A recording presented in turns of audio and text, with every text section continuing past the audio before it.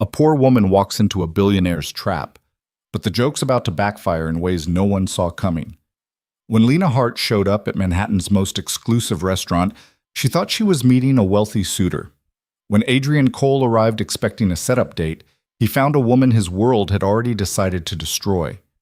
What happened next wasn't supposed to happen at all. Two strangers, two cruel pranks, one impossible night that would shatter everything they thought they knew about power, pride. And who gets to decide what a person is worth? Stay with me until the end, hit that like button, and drop a comment with your city so I can see how far this story travels. The reservation was under the name Cole. Just that. One word that carried enough weight in New York City to make restaurant managers straighten their spines and sommeliers sweat through their vests. Adrian Cole stepped out of the black Mercedes sedan onto the rain-slicked pavement of East 63rd Street, his Italian leather shoes making no sound despite the puddles gathering at the curb. The October wind cut through the canyon of buildings, sharp enough to make lesser men hunch their shoulders, but Adrian had learned a long time ago that posture was half the battle. Stand like you own the block, and eventually you will. He did own this block, or at least the building 3 doors down. Sir? His driver, Marcus, had already come around with the umbrella, a gesture Adrian tolerated because Marcus had been with him since before the money got stupid, back when they were just 2 kids from Brooklyn trying to make something happen. I'll text when I'm done. Adrian's voice was low, the kind of quiet that made people lean in rather than ask him to repeat himself. This is the cousin thing? Marcus asked, one eyebrow raised. Don't start. I'm just saying, last time Dominic set you up... Marcus, the driver grinned, unrepentant. Text me when you need extraction. Adrian walked toward the entrance of Oriole, where a doorman in a long coat was already pulling open the heavy glass door. The warm air inside smelled like money, truffle oil, aged wine, fresh orchids that cost more than most people's car payments. The kind of place where the breadbasket was plated art and the waiters could pronounce amuse-bouche without sounding like assholes. He hated these places, but he'd learned to move through them like he belonged. Mr. Cole. The hostess appeared instantly, her smile professionally warm. Your table is ready. The other party hasn't arrived yet. Other party? Adrian managed not to let the irritation show. Dominic had been annoyingly vague about tonight, which meant it was going to be a disaster. His cousin had a talent for disasters disguised as favors. She led him through the main dining room, past tables where couples leaned into candlelight, and business deals happened over Wagyu beef. The private dining area was in the back, separated by frosted glass panels that let in light but kept out noise. Intimate, expensive, exactly the kind of place Dominic would pick for whatever scheme he was running. Adrian checked his watch. 7:15. He'd give this mystery date until 7:30, then he was out. He was reviewing quarterly projections on his phone when he heard it. A voice, female, talking to someone near the entrance of the private area. Not the polished Manhattan accent he'd expected, something softer, rounder at the edges. I'm sorry, I think there's been some kind of mistake. I'm supposed to meet... someone told me... Adrian looked up. The woman standing near the entrance wasn't what he expected, not even close. She was maybe 30, wearing a coat that had seen better years and holding a small purse that she gripped like a shield. Her dark hair was pulled back in a simple ponytail, and her face... He noticed her face because she wasn't wearing the armor of makeup that most women wore to places like this. Just some lipstick, maybe. Her eyes were wide, brown, scanning the room like she'd walked onto the wrong movie set. She looked terrified, and somehow also furious. The hostess was speaking in low, apologetic tones. I'm sorry, miss, but this is a private dining reservation. If you could just... I was told to come here. The woman's voice was steadier now, a thread of steel running through it. Someone called my office yesterday. They said a Mr. Westfield made a reservation and requested I meet him here at 7. I have it written down. Westfield. Adrian knew that name. Gregory Westfield was a venture capitalist who'd been sniffing around one of Adrian's tech acquisitions. But more importantly, Westfield was exactly the kind of asshole who'd pull a stunt like this.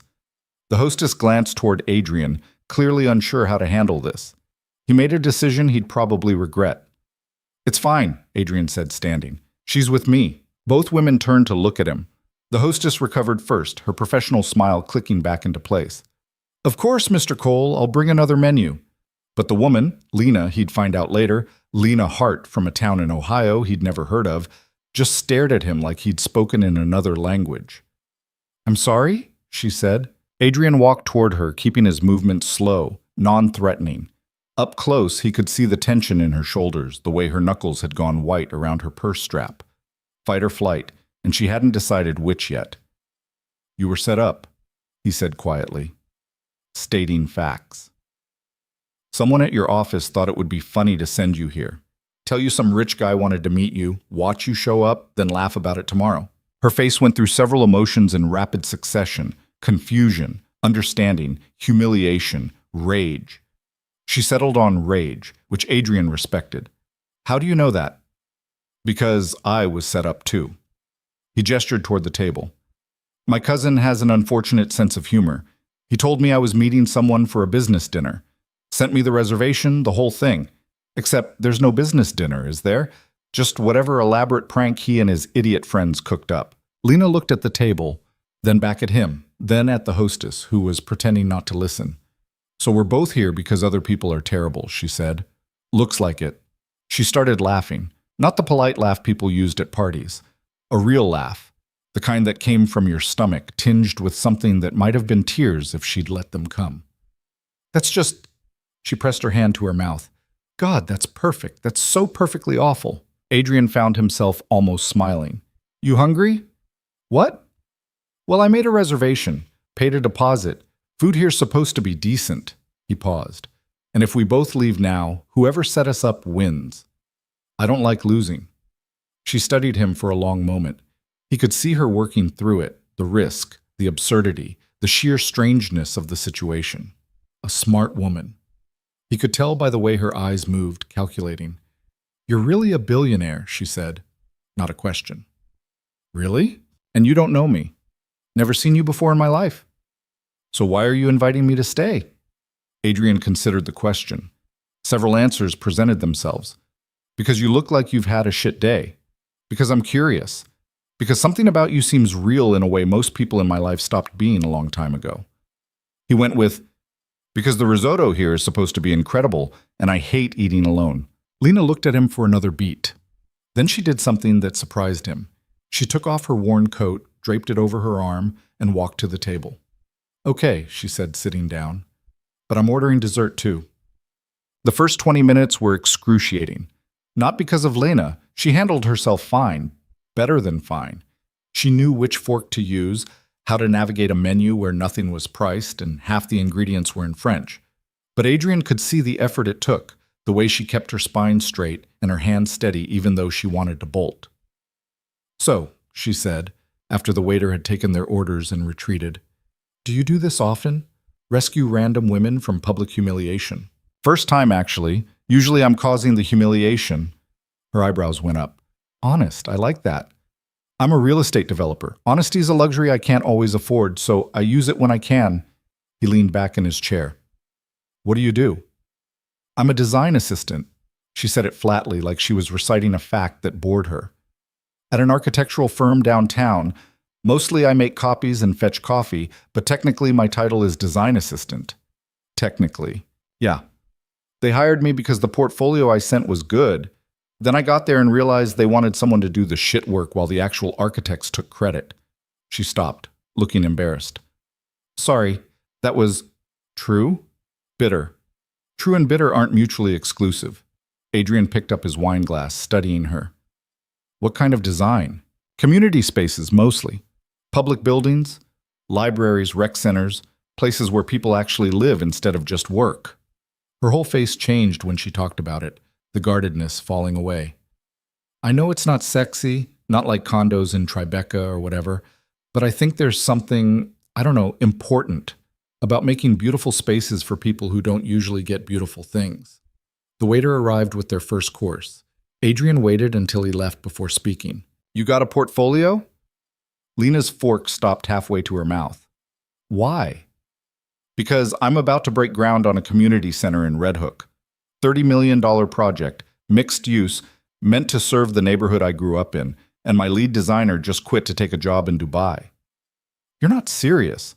"I don't joke about real estate." She set down her fork.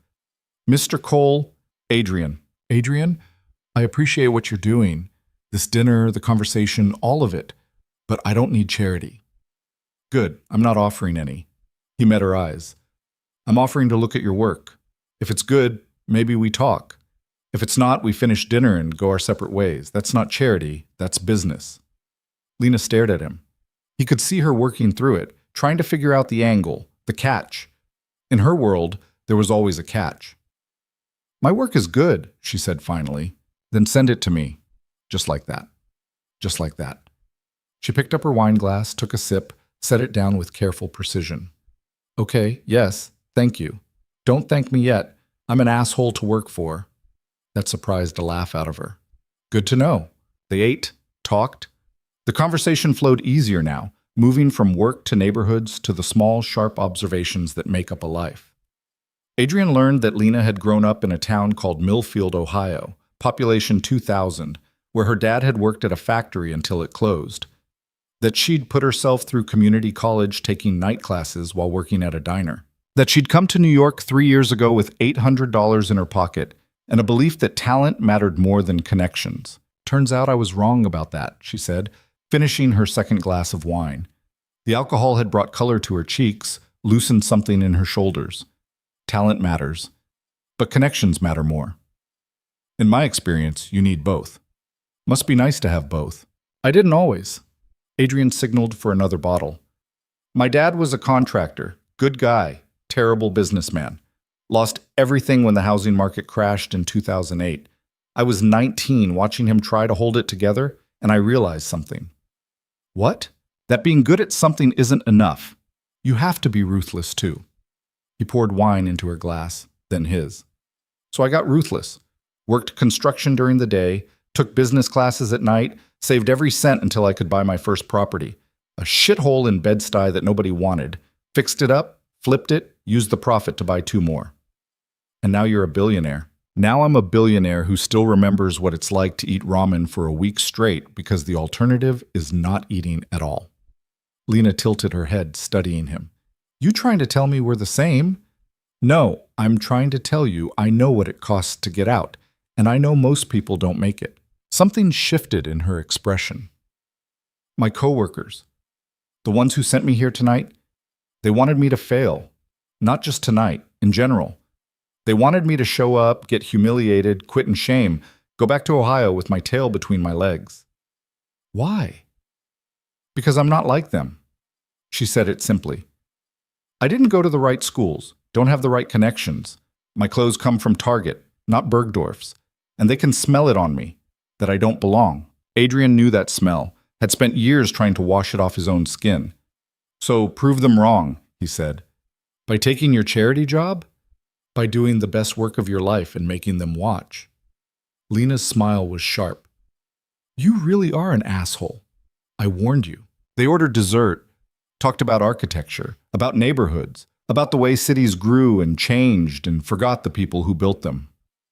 Adrian told her about his daughter, Emma, 5 years old, currently with her grandmother, while he pretended to have a life beyond work and parenting.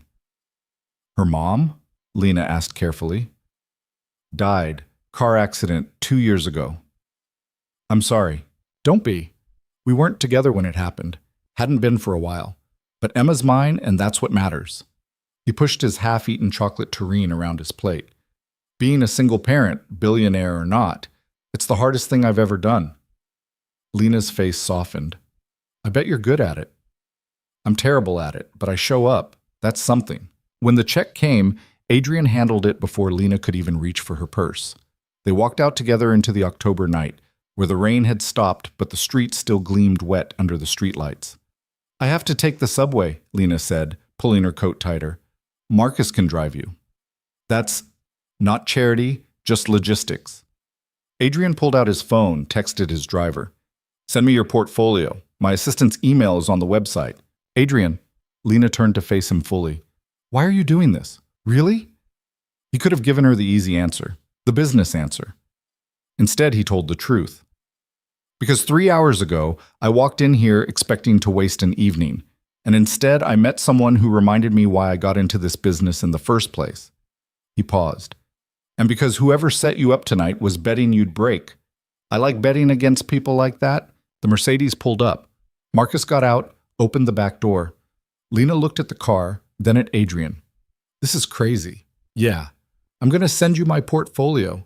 Good. And if you hate it, we never speak of this night again. Deal. She got in the car. Adrian watched the taillights disappear around the corner, then stood there on the sidewalk for longer than was reasonable, wondering what the hell he'd just done. His phone buzzed. Dominic. How'd it go? Adrian stared at the message, typed, "You're an asshole." The response came immediately. "But did you have fun?" Against all logic, Adrian smiled. "Yeah, I did." The photos hit the internet at 6:47 a.m. Adrian's head of security called first. "We've got a situation." He was in his home office, Emma still asleep down the hall, his first coffee barely touched. "What kind of situation?" "Photos. You and an unknown woman leaving Oriole last night. They're already on page 6. Daily Mail has them. Twitter's going crazy." Adrian pulled up his laptop. There they were. Him and Lena on the sidewalk, her looking up at him, his expression unguarded in a way that made him wince. The headlines were predictable. Billionaire Bachelor's Mystery Date. Who is Adrian Cole's new lady? Sources say it's serious. Jesus Christ, Adrian muttered. We issuing a statement? No, let it die. But it didn't die. By 8 a.m., 3 gossip sites had published investigations into Lena's background. They'd found her LinkedIn, her Facebook, photos from college that she'd probably forgotten existed. The comments were vicious, gold digger alert. She's not even pretty. Wonder what she's got that bought her way into Oriole. Adrian made 2 calls. The first to his lawyer, requesting immediate cease and desist letters to any outlet using Lena's photos without permission. The second to Lena's firm. Sterling Associates, how may I direct your call? James Sterling, please. Tell him it's Adrian Cole. The reaction was instantaneous, a sharp intake of breath, hold music for exactly 12 seconds, then Sterling's voice, warm with false friendliness. Mr. Cole, what an unexpected pleasure. What can I do for you? You have a design assistant named Lena Hart. A pause. Yes, she's on our staff. I want to meet with her today, regarding a project. I'm sure I could arrange, that is, I'd be happy to personally, just her. My office, 2 p.m. Adrian hung up before Sterling could finish whatever ass-kissing statement he'd prepared. He spent the next hour fielding calls from friends, investors, and distant relatives who suddenly remembered his phone number. Dominic called twice. Adrian ignored both attempts. At noon, his assistant buzzed. Mr. Cole? A Miss Hart is here to see you. Adrian checked his watch. 2 hours early. Send her in. Lena walked into his office like she was walking to her execution. She'd clearly tried to dress up, a nicer blouse, slacks instead of the skirt she'd worn last night. But her face was pale, her eyes red-rimmed like maybe she'd been crying or maybe just hadn't slept. I'm sorry, she said immediately. I don't know how this happened. I didn't call anyone, didn't post anything. I don't even know who… Sit down. She sat, perched on the edge of the chair like she might need to run. Adrian came around his desk, leaned against it, deliberately casual. You see the comments? Yes. They're wrong. That's not the point, Lena's voice cracked. The point is everyone I work with has seen them, everyone I know. By tomorrow, everyone back home will know. They'll think exactly what those comments say, that I'm some kind of opportunist who slept her way into your world. Did you? Her head snapped up. What? Sleep your way into my world. Because I was there. I'm pretty sure we just had dinner. Despite everything, she almost smiled. Just dinner. Then fuck what they think. Adrian crossed his arms. Did you bring your portfolio? The subject change seemed to confuse her. Yes, I emailed it this morning, but I looked at it. Lena went very still. And? And you're hired. The words hung in the air between them. Adrian watched her process them, saw the disbelief, the hope, the fear all fighting for space on her face. What? You're hired. As a design consultant on the Red Hook project. 3-month contract will discuss extension based on performance. Salary commensurate with experience, which in your case, he named a figure that made her eyes go wide, should be sufficient. Adrian, you can't, people will think, people are already thinking it. Might as well give you the job you actually deserve. He moved back behind his desk, pulled up a contract his lawyer had drawn up an hour ago. This is real, Lena. Not charity, not a pity hire. I showed your portfolio to my project manager. He said, and I quote, "Where the hell did you find her?" Your community center design for that Ohio town? Brilliant. The affordable housing concept you did as a thesis project? We could actually build that. You have talent that's being wasted fetching coffee for assholes who wouldn't recognize good design if it built itself in front of them. Lena's hands were shaking. She pressed them flat against her thighs. If I say yes, you'll work harder than you've ever worked. You'll be questioned at every turn because you're young and you're new and you're a woman in a field still run by men who think they know better. You'll have to prove yourself 1,000 times over. Adrian met her eyes. But you'll also design something that matters. Something that will still be standing 50 years from now, with your name on it. She was crying now, silent tears tracking down her face that she didn't bother to wipe away. My boss called me into his office this morning, she said quietly. Told me the photos were embarrassing the firm, that I needed to be more careful about my personal life if I wanted to maintain my professional reputation. Her laugh was bitter. The same boss who's been having an affair with his secretary for 2 years. Everyone knows. Nobody cares. But I have dinner with you, and suddenly I'm a liability. Then quit. What? Quit. Today. Right now. Adrian slid the contract across the desk. Sign this instead. Lena stared at the papers like they might bite her. This is insane. Probably. We barely know each other. I know your work. That's enough. People will say you're only doing this because let them say it. Adrian's voice was firm. I stopped giving a shit what people said about me a long time ago. The question isn't what they'll say. It's what you want. Lena picked up the contract. Read it. Her lips moved slightly as she worked through the legal language, and Adrian found himself watching her, this woman who'd walked into a prank last night and was walking out of it with her entire life changed. There's a clause here, she said, about our personal relationship. Standard morality clause protects both of us. Adrian kept his voice professional. What happened last night? That was 2 people having dinner. This is business. I need you to know the difference. Do you? The question landed harder than it should have. Adrian thought about lying, about deflecting, decided on truth. I think you're brilliant. I think you've been overlooked and underestimated and probably gaslit into believing you're not as good as you are. I think working with you will make my project better. He paused. I also think you're the first person in years who's looked at me and seen past the money. And I don't want to fuck that up by confusing business with something else. Lena set down the contract. What if I want it to be something else? Adrian's heart did something stupid in his chest. Then we finish the project first. We keep it professional. And in 3 months, when the contract's up and there's no power dynamic, we can talk about what else might mean. That's very rational. I'm a very rational person. Liar. But she was smiling. She picked up the pen Adrian had left on the desk. I need to think about this. Take your time. I mean like an hour. Maybe 2. She stood. Can I use your conference room? It's yours.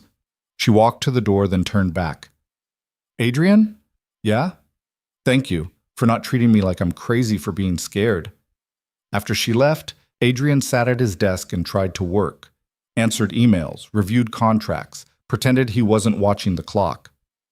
43 minutes later, Lena walked back in and put the signed contract on his desk. When do I start? She asked. The Sterling Associates office was on the 14th floor of a glass tower in Midtown, all exposed brick and industrial chic and mandatory creativity. Lena had always hated it. The open floor plan that meant no privacy, the standing desks that hurt her back, the break room with its cold brew on tap, and kombucha in the fridge like they were all too evolved for regular coffee. She walked in at 3:30 after leaving Adrian's office, and the reaction was immediate. Conversations stopped. Heads turned. Jessica from accounts receivable actually gasped. Lena walked straight to her desk, ignoring them all, started packing her things into the cardboard box she'd grabbed from the supply closet. Lena! James Sterling's voice tight with false concern. My office. Now. She kept packing, sketchbook, pens, the succulent plant her mom had sent for her birthday. I'm busy. That wasn't a request. And this isn't a negotiation. She turned to face him. The whole office was watching now, pretending to work while openly staring. I quit. Sterling's face went red. You can't just... We have projects. You have projects where I make copies and schedule meetings. I'm sure you'll find another design assistant to do the shit work. She picked up her box. I've already emailed my files to the server. Everything's backed up. You're welcome. This is about him, isn't it? Claire spoke up from her desk, her voice carrying across the open space. The billionaire.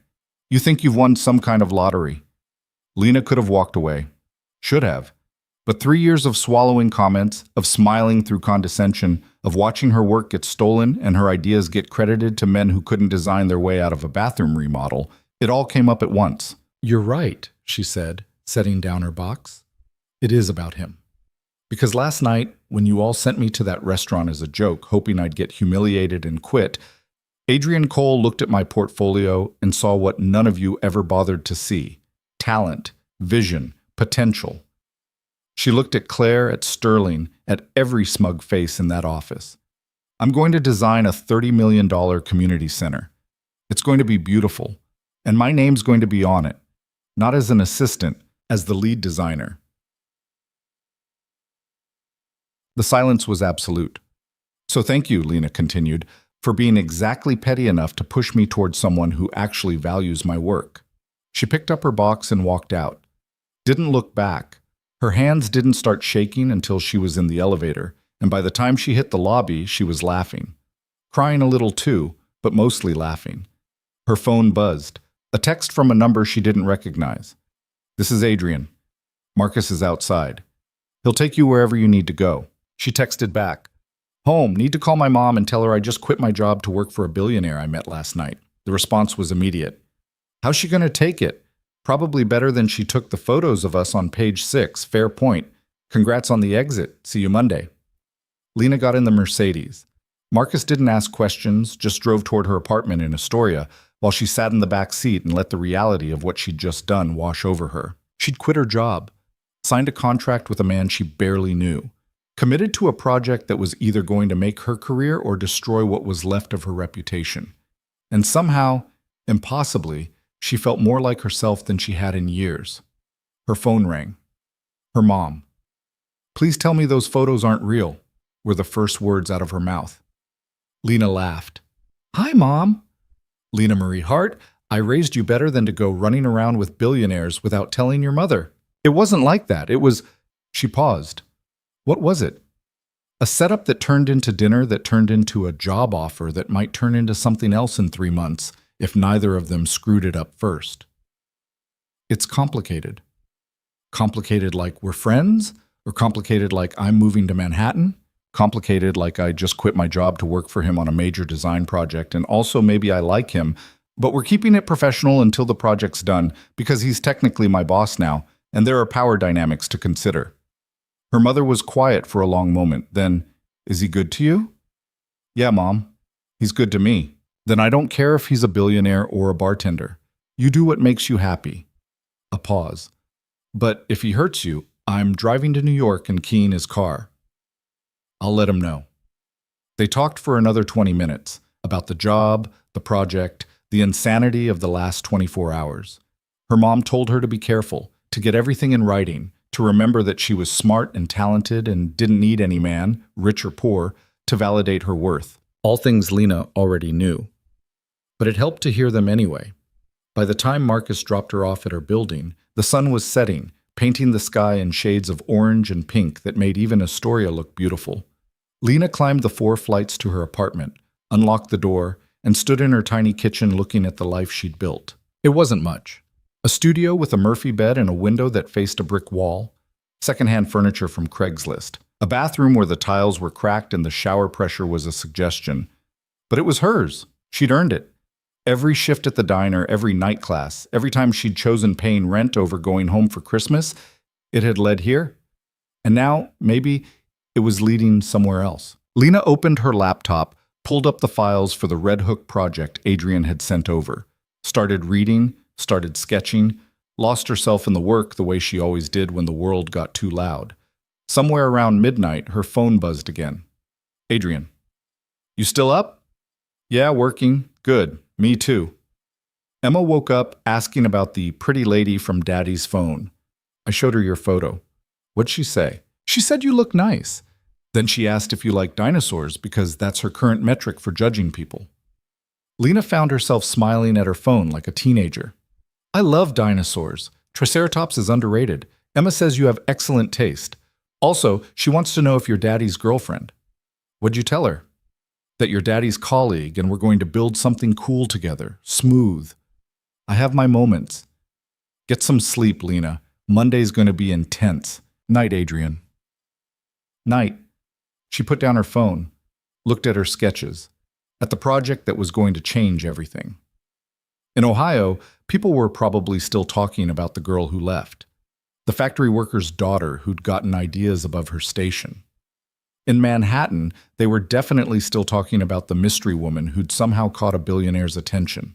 But Lena wasn't thinking about any of them. She was thinking about space and light and the way a building could change a neighborhood if you designed it right. About second chances and impossible nights and the strange, terrifying feeling of being seen. She fell asleep on her couch, laptop still open, sketches scattered around her like promises. And for the first time in 3 years, she didn't dream about failure. She dreamed about building something that would last. Monday morning arrived with the kind of cold that made New York feel personal, like the city was testing whether you really wanted to be there. Lena stood outside the coal industries building at 7:45, 15 minutes early, clutching a coffee she was too nervous to drink. The building was newer than most in the financial district, all glass and steel that caught the morning light and threw it back at the sky. Through the revolving doors, she could see the lobby, marble floors, security desk, people in expensive suits moving with the kind of purpose that came from knowing exactly where they belonged. She didn't belong here. Not yet. Maybe not ever. But she was going in anyway. The security guard checked her ID twice, made a phone call, then handed her a temporary badge with her photo printed so badly she looked like a wanted poster. 15th floor. Mr. Cole's assistant will meet you at the elevator. The elevator was the kind with mirrors on all sides, which meant Lena got to watch herself panic from multiple angles. She'd chosen her outfit carefully, the nicest pants she owned, a blouse she'd ironed 3 times, shoes that were professional but not trying too hard. Still, standing there surrounded by reflections, all she could see were the flaws.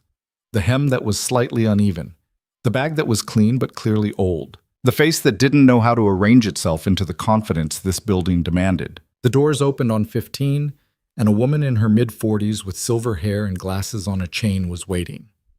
Lena Hart? Her voice was warm, her handshake firm. I'm Patricia, Mr. Cole's executive assistant. Welcome to Cole Industries. Thank you. Lena's voice came out steadier than she felt. I'm excited to be here. Good. You'll need that. Patricia led her down a hallway lined with photos of buildings, projects Adrian had developed over the years, each one more impressive than the last. Mr. Cole's in a meeting until 8:30, but I'll get you set up at your desk, introduce you to the project team, run through the basics. I have a desk? Patricia smiled. Did you think you'd be working on the floor? The project team occupied the entire east side of the 15th floor, an open workspace divided by low partitions and plants that probably cost more than Lena's monthly rent. Her desk was near the windows, with a view of the harbor that made her forget to breathe for a second. Holy shit, she whispered. That's the usual reaction. Patricia set down a folder. Laptop's already configured with your credentials. Files for the Red Hook project are on the shared drive. Team meetings at 9. Questions? About 1,000. Lena went with, where's the bathroom? By 8:15, she had met the project manager, an intense guy named David who looked at her like he was trying to figure out how much damage she could do, and 2 junior architects who seemed friendly enough but kept exchanging glances that said they'd definitely seen the photos. By 8:20, she'd logged into her computer and opened the Red Hook files, her heart hammering as she realized just how massive this project was. $30 million. 15,000 square feet.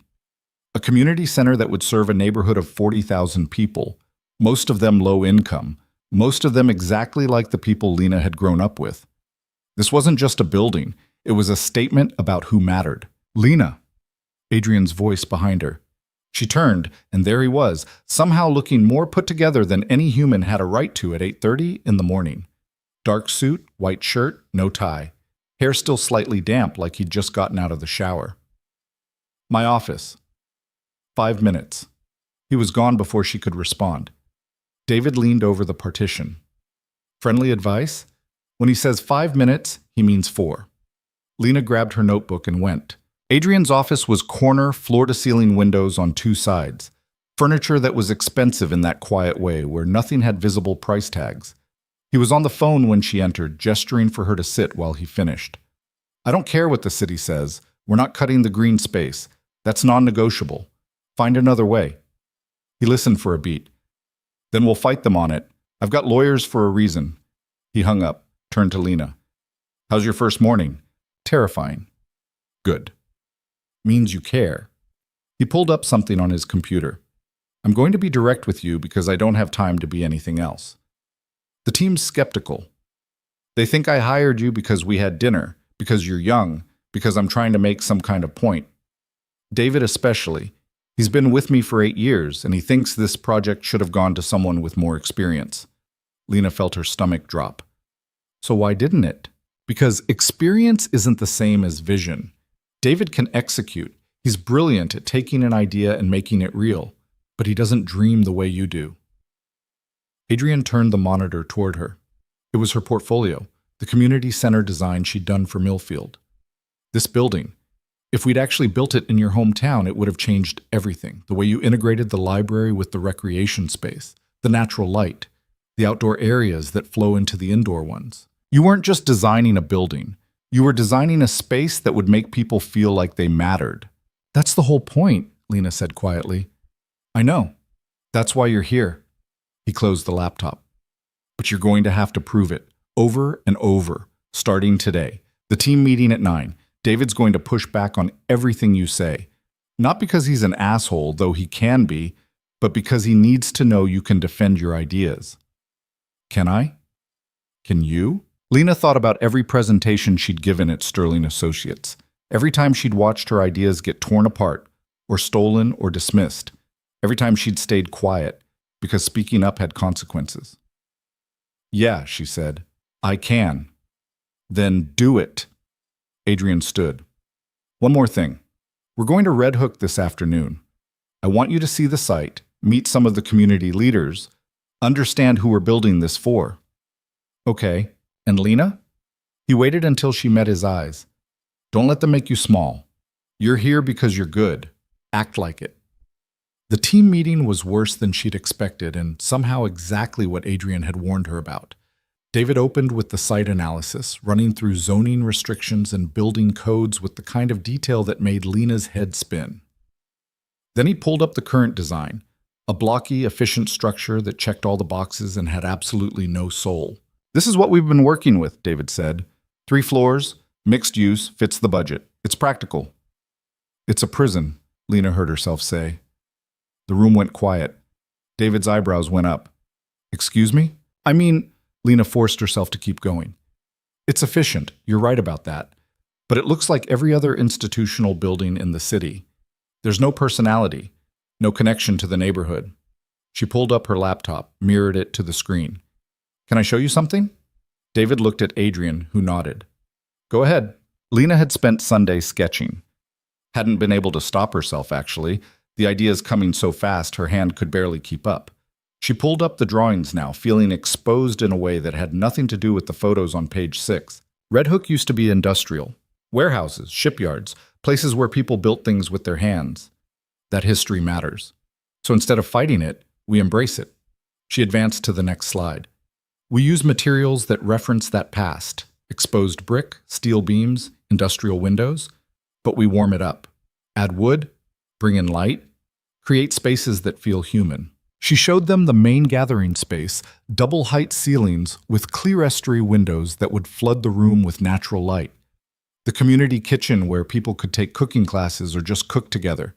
The library that opened onto a rooftop garden.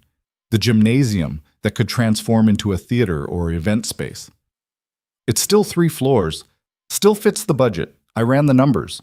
But it's not just a building, it's a place people will want to be. When she finished, nobody spoke for a solid 10 seconds. Then David said, "The rooftop garden's going to be a maintenance nightmare. So we design it to be low maintenance. Native plants, drought resistant.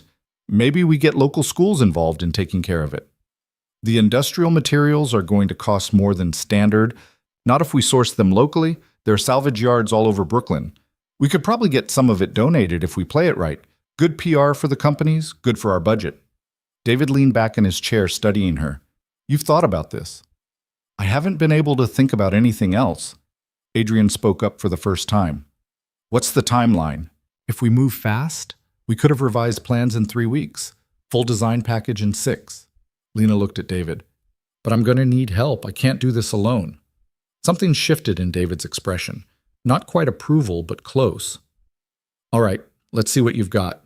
The rest of the meeting was details. Who would work on what when they'd present to the community board. How to handle the city approvals that were inevitably going to be a pain in the ass. By the time it ended, Lena felt like she'd run a marathon. Her hands were shaking, her coffee was cold.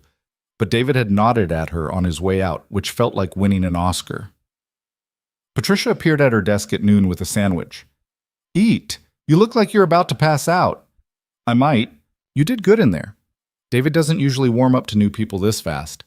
"He warmed up? That was him being warm?" Patricia laughed.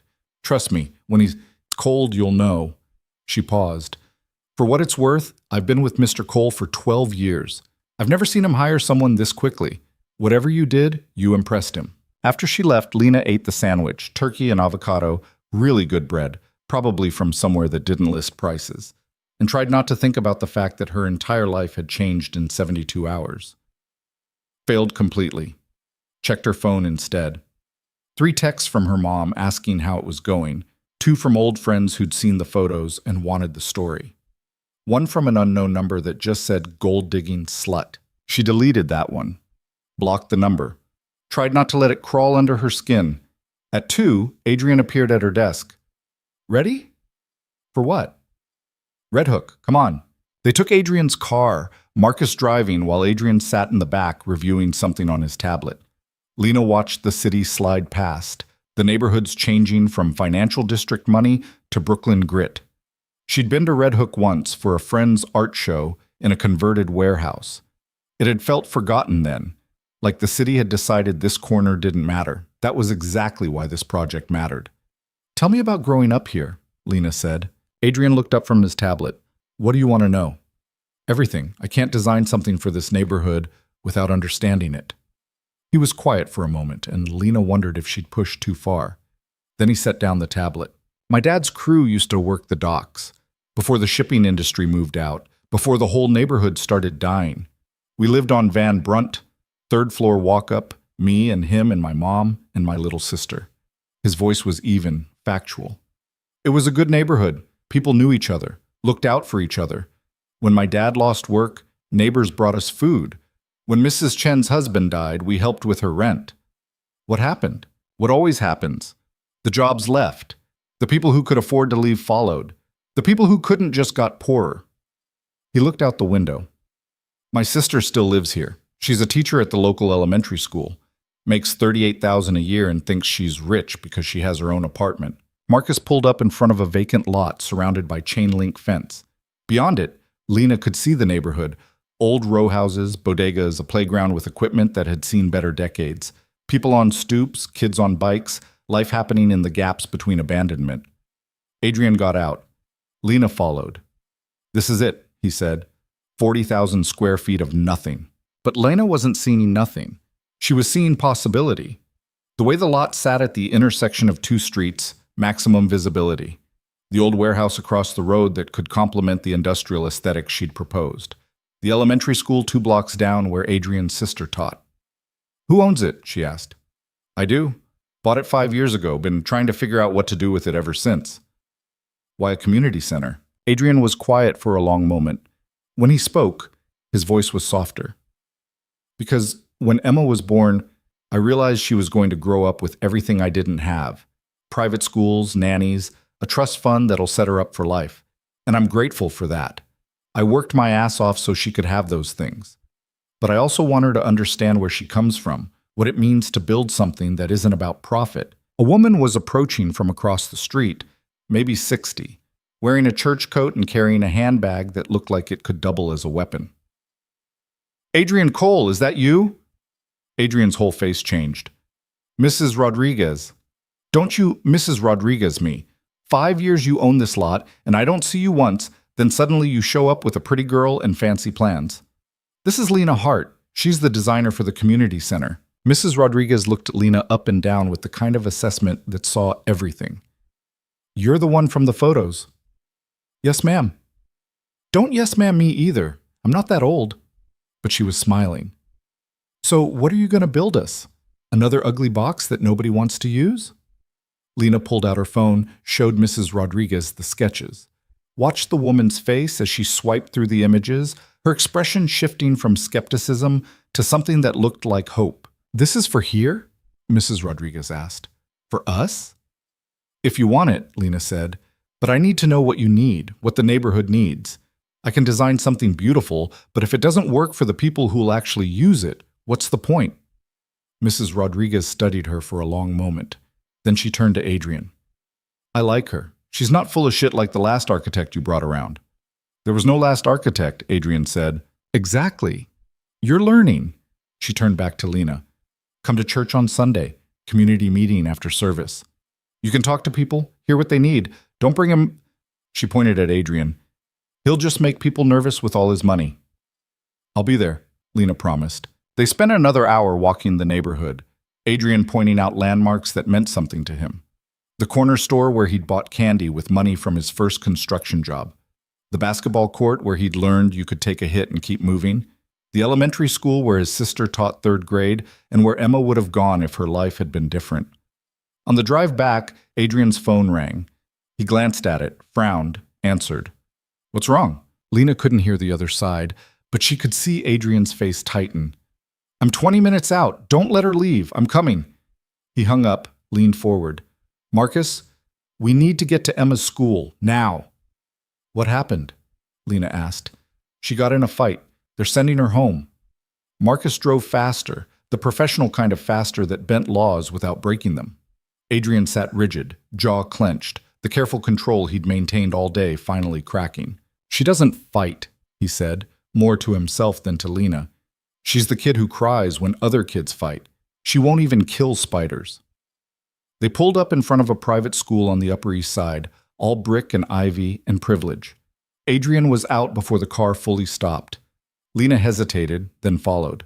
Inside, a secretary led them to an office where Emma sat in a chair that was too big for her, her face streaked with tears and what might have been blood from a split lip. Next to her, looking smug despite a developing black eye, was a boy slightly bigger than her. And in the corner, a woman in designer clothes who had to be the boy's mother was saying, "Completely unacceptable. I expect that girl to be expelled immediately." Adrian went straight to Emma, kneeling in front of her. "Baby, are you okay? What happened?" He said, Emma's voice broke. "He said Mommy died because I was bad. He said that's why you're always sad." The room went silent. Adrian's hands were shaking as he touched Emma's face, checking the damage.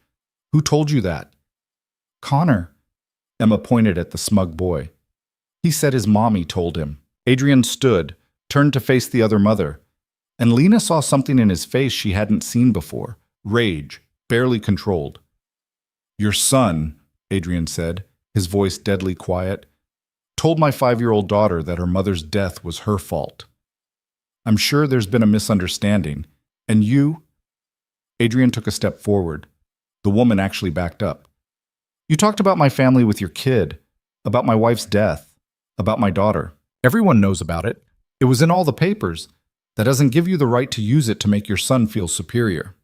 Adrian turned to the principal, who'd been watching with the expression of someone who knew they were about to lose a major donor. "I'm withdrawing Emma from this school effective immediately. You'll receive a formal complaint about this incident, and if I find out your staff did anything to encourage this kind of bullying, my lawyers will be very interested."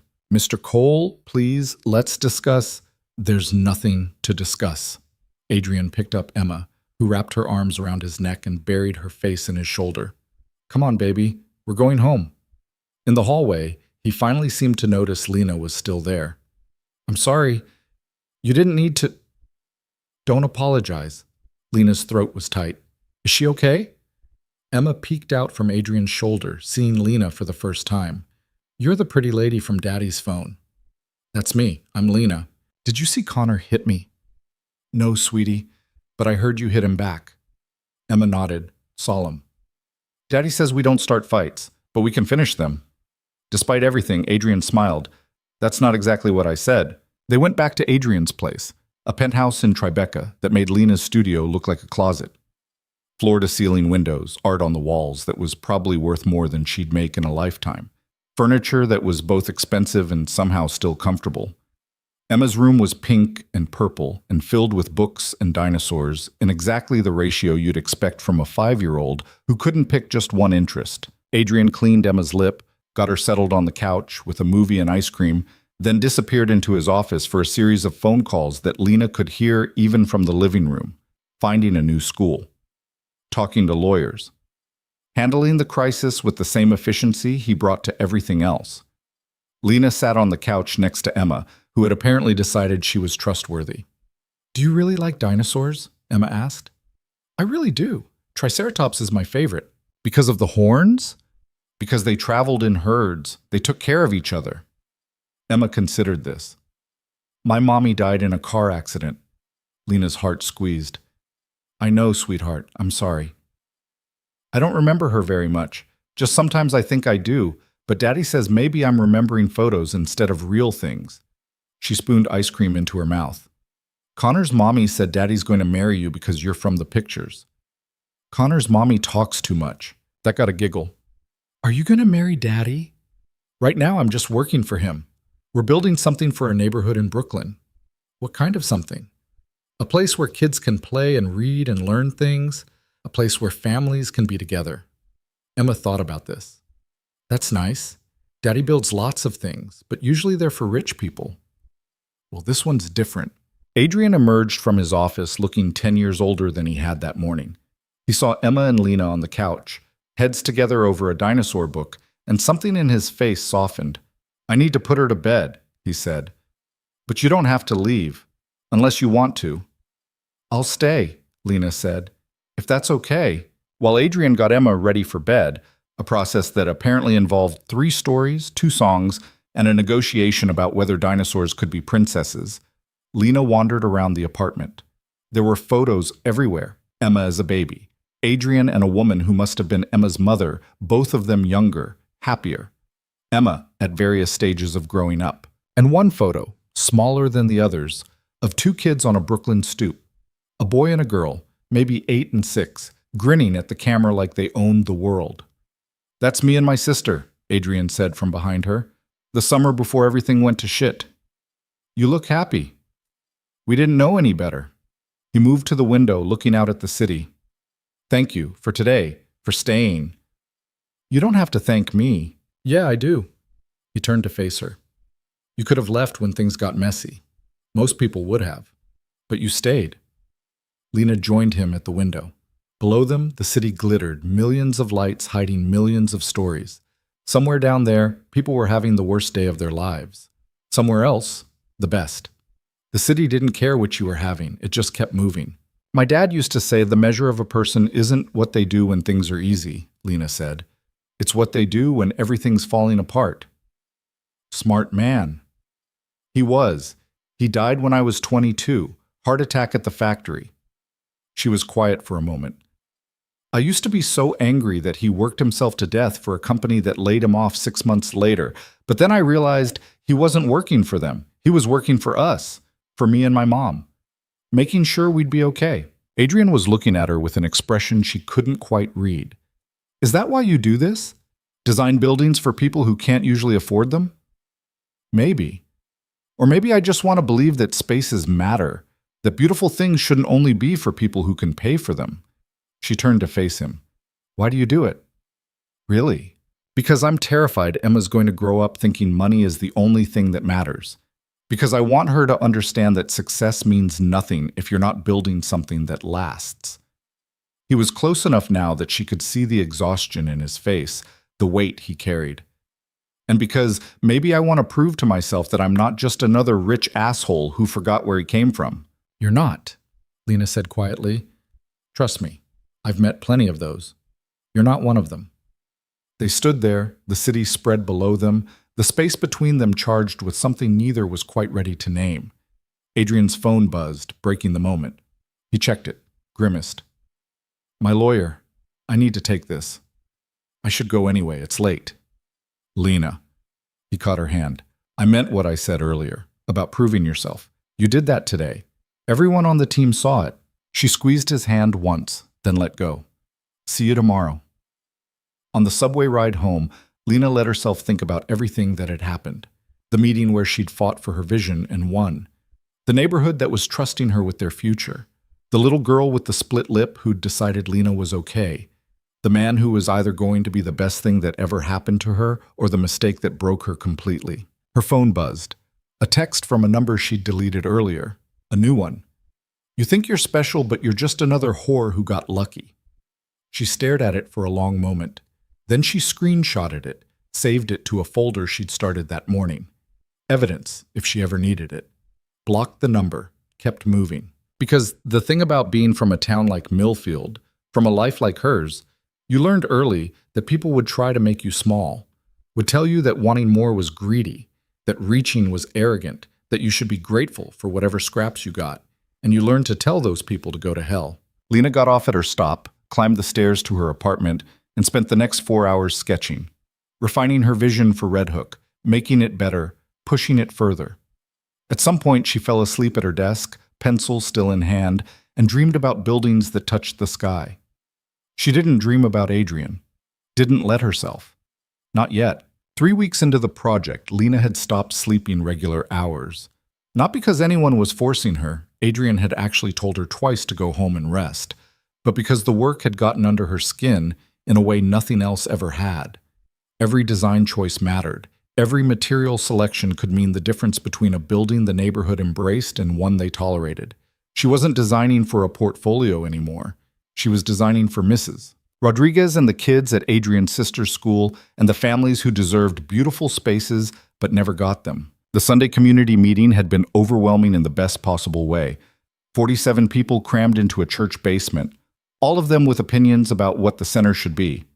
A commercial kitchen so people could start food businesses. A dance studio because the neighborhood used to have one but it closed. Maker spaces for woodworking and art. Meeting rooms that didn't cost money to reserve. A recording studio for the kids who wanted to make music but couldn't afford equipment. Lena had taken 17 pages of notes and cried in her car afterward because the trust these people were placing in her felt heavier than any building she'd ever designed. Now it was Thursday morning, and she was presenting the revised plans to the full team. David had been helping, actually helping, not just tolerating her presence, and together they'd managed to incorporate almost everything the community had asked for without blowing the budget. Almost. We're 12% over, David said, pulling up the cost breakdown. Not terrible, but not good either. Lena stared at the numbers, her brain already running calculations. What if we cut the solar panels? That defeats the whole sustainability angle. What if we get them donated? There are clean energy companies that do that for community projects. Good PR, tax write-offs. David made a note. Worth exploring. What else? They worked through it, line by line, finding places to trim without sacrificing vision. By the time the team meeting started at 9, Lena had been awake for 23 hours straight and was running on coffee and nervous energy. Adrian walked in last, Emma trailing behind him holding a stuffed triceratops that Lena recognized from her room. He looked harried in a way she hadn't seen before. Sorry, he said. New school's closed for teacher training, and my sister's sick. Emma's going to sit in the corner and draw. She'll be quiet. Emma waved at Lena, who waved back. The presentation went better than Lena had dared hope. The team had questions, lots of them, but they were the good kind, the kind that showed people were actually engaged with the work. Even David seemed impressed, which for him was practically a standing ovation. Then Patricia stuck her head in. Mr. Cole? James Sterling's on line 2. Says it's urgent. Adrian's jaw tightened. Tell him I'm in a meeting. I did. He says it's about Ms. Hart. Every head in the room turned to look at Lena. She felt her stomach drop. I'll take it in my office, Adrian said. Then to the team. Keep going, David's running point. He left. Lena tried to focus on the discussion about HVAC systems and sustainable materials, but her brain was spinning. Why would Sterling be calling? She hadn't talked to anyone from her old firm since the day she quit, had barely thought about them except to feel relieved she wasn't there anymore. 20 minutes later, Adrian came back. His face was carefully neutral, which somehow made it worse. Lena, my office. She followed him, her heart hammering. Inside, he closed the door and turned to face her. Sterling says you stole proprietary designs when you left. He's threatening to sue both you and me for corporate espionage. The floor tilted. What? That's insane. I didn't take anything. The work I showed you was mine. I did it on my own time, for my own portfolio. I believe you, but he's claiming the community center concept you pitched them last year is substantially similar to what you've designed for Red Hook. Lena's brain caught up. Wait, you mean the project they rejected? The one Claire told me was too ambitious for our client base before she literally threw my proposal in the trash? He's saying they were developing it internally and you stole their progress. That's a lie. They didn't develop anything. They told me to stop wasting time on pro bono concepts and focus on the luxury condo projects that actually made money. She was pacing now, fury overriding fear. This is Claire. It has to be. She's pissed that I left, pissed that I'm working for you, and she's trying to destroy me. Adrian was quiet for a moment. Can you prove it? The timeline, the rejection, any of it? I have emails and... Lena pulled out her phone, started scrolling. I have the original files, with metadata showing when I created them. A year before I even worked at Sterling. I did them in school. Something in Adrian's expression shifted. Send them to me, all of them, and any communication you had with Sterling about the project. Are we going to fight this? We're going to bury them. He picked up his phone. But Lena, you need to understand this is going to get ugly. They're going to dig into your background, try to make you look incompetent or dishonest. The press is going to eat it up. Billionaire's girlfriend accused of theft. That's a headline they'll run for weeks. I'm not your girlfriend. They don't care about facts.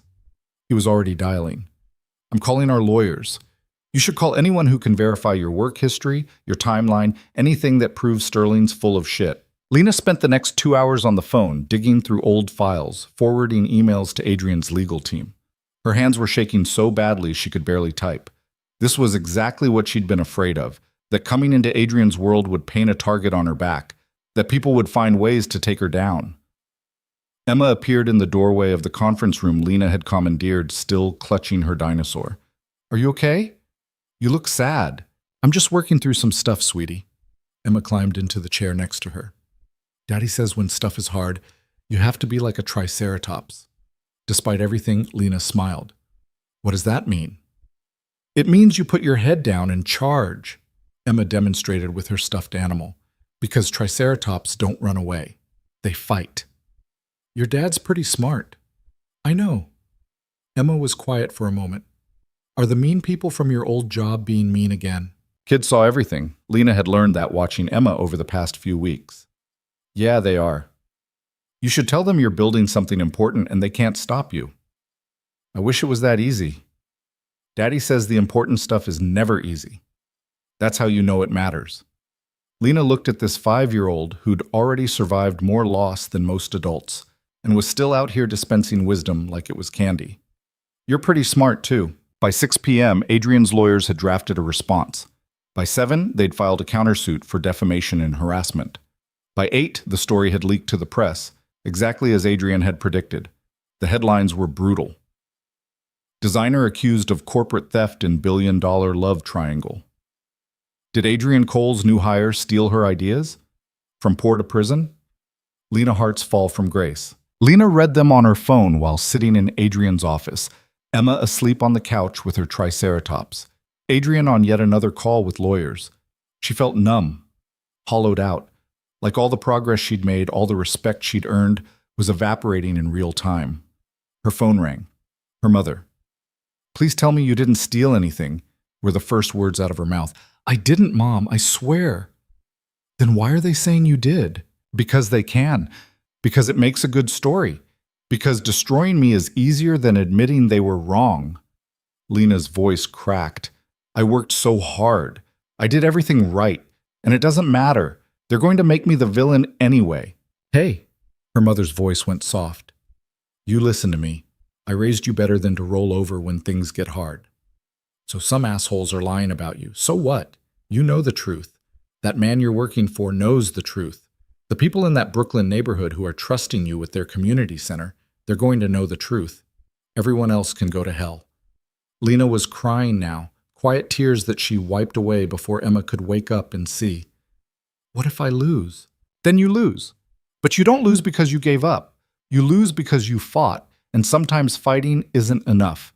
But at least you'll know you didn't let them make you quit. After they hung up, Lena sat there in the dim office, listening to Adrian's voice from the other room, watching Emma sleep. This little girl who'd lost her mother. This man who was risking his reputation to defend someone he barely knew. This project that mattered more than anything she'd ever done. She pulled out her laptop, started working. Adrian found her there at midnight, still designing, still refining. Emma had been picked up by his sister hours ago. The office was empty except for them. You should go home, he said. In a minute. Lena. She looked up. He looked exhausted, tie gone, sleeves rolled up, hair disheveled from running his hands through it. I'm sorry, he said. I should have anticipated this. Should have protected you better. How? By not hiring me. She saved her work, closed her laptop. Then they win. Claire and Sterling and everyone who's ever told me I don't belong, they all win. And I'm not letting them win. Adrian sat down across from her. The lawyers think we have a solid case. Your metadata proves those designs predate your employment with Sterling. We have emails showing they rejected the concept. We have witnesses who can testify to your work habits and timeline.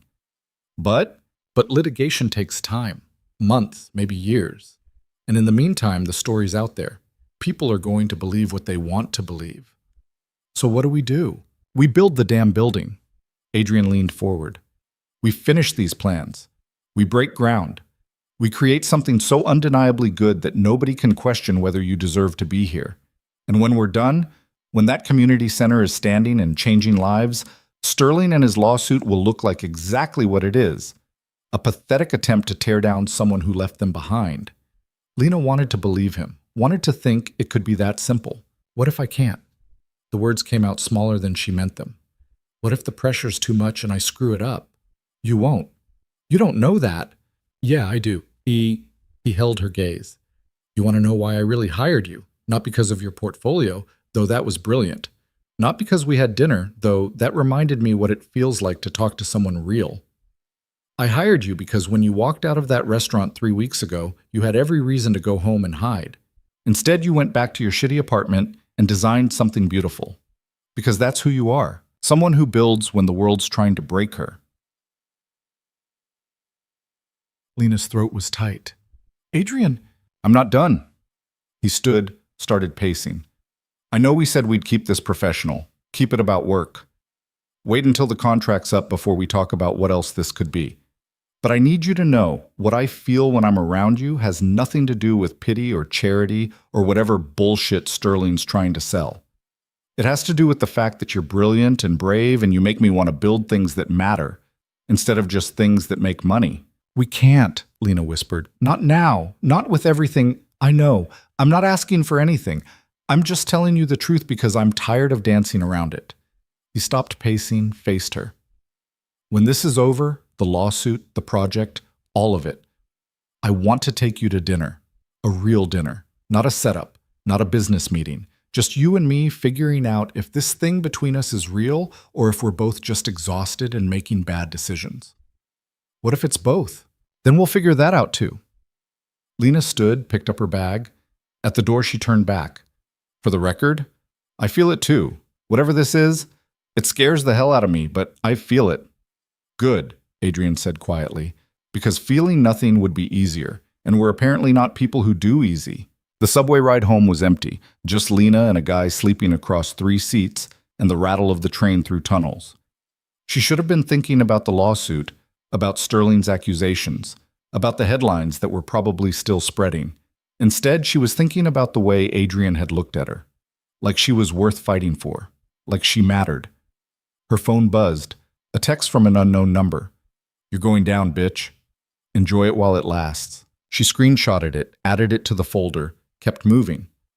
Friday brought new problems. David pulled her aside first thing. We've got a situation with the contractor. What kind of situation? The kind where they're getting nervous about all the press and wondering if this project's going to implode before we break ground. He pulled up an email. They're asking for reassurances, want to meet with you and Adrian before they commit to the timeline. They think I'm a liability. They think headlines are unpredictable, which they are. David's voice was matter-of-fact. But here's the thing. Your designs are solid. The community wants this. The budget works. So we're going to go to this meeting, and you're going to show them why they'd be idiots to walk away. The meeting was scheduled for Monday. Lena spent the weekend preparing, running numbers, refining presentations, calling every reference she had from school and from contractors she'd worked with on small projects over the years, building a case for herself that she shouldn't have to build, but was building anyway, because that was the game. Sunday morning, she went back to Red Hook for another community meeting. Mrs. Rodriguez took one look at her and said, "You look like hell." "Thanks. I feel like it." "Come here." The older woman pulled her into the church kitchen, poured her coffee that was strong enough to stand a spoon in. "I read what they're saying about you. I'm sorry. I know this reflects badly on the project. I didn't say I believed it." Mrs. Rodriguez sat down across from her. "I've lived in this neighborhood 42 years. You know how many people have come here promising to build us things? Promising to care? And you know how many actually showed up?" Lena shook her head. "None. Zero. They make promises, take photos for their campaigns or their portfolios, then disappear." She sipped her coffee. "But you came back. You sat in that basement and listened to every single person talk about what they needed. You took notes, you asked questions, you cared about getting it right. So when I see headlines saying you're a thief, you know what I think?" "What?" "I think someone's scared of you. Someone sees what you're building and knows it's going to work. And they're trying to stop you before it does." She reached across the table, squeezed Lena's hand. "Don't let them." At the meeting, the community presented Lena with something she hadn't expected, a petition. 234 signatures from neighborhood residents saying they supported her, trusted her, wanted her to keep designing their center. There was a letter, too, typed on church letterhead and signed by 5 community leaders, formally requesting that coal industries ignore the baseless accusations and move forward with the project as planned. Lena stood in front of all these people who'd decided she was worth defending and couldn't speak for a solid minute because her throat was too tight. Finally, she managed, "Thank you. I won't let you down." "We know," Mrs. Rodriguez said. "That's why we're fighting for you." Monday's contractor meeting was tense. 3 men in polo shirts with their company logo, all of them clearly uncomfortable, none of them making eye contact with Lena at first. Adrian did the introductions with his usual efficiency, then turned the floor over to David and Lena. They presented the plans, walked through the timeline, explained the community support, the budget, the vision. Lena could feel the contractor's skepticism like a weight in the room, could see them looking at her and seeing the headlines instead of the work. Finally, the lead contractor, a guy named Mike who'd apparently worked with Adrian before, spoke up. "Look, Ms. Hart, I'm going to be straight with you. The plans are good, really good, but my company has a reputation to protect. If this project goes sideways because of legal issues—" "It won't," Lena interrupted. "I have documentation proving those designs are mine. Metadata, emails, witness statements. Sterling Associates is lying, and Adrian's legal team is going to prove it. But even if they weren't lying, even if this lawsuit drags on for years, it doesn't change the fact that this community deserves this building. It doesn't change the fact that 234 people signed a petition supporting this project. And it doesn't change the fact that I'm the best person to design it." Bursati. The room was quiet. Mike looked at his partners, then back at Lena. "You really believe that? That you're the best person for this?" "I know I am." He smiled, just a little. "All right then. We're in." After they left, Adrian caught up with Lena in the hallway. "That was quite a speech."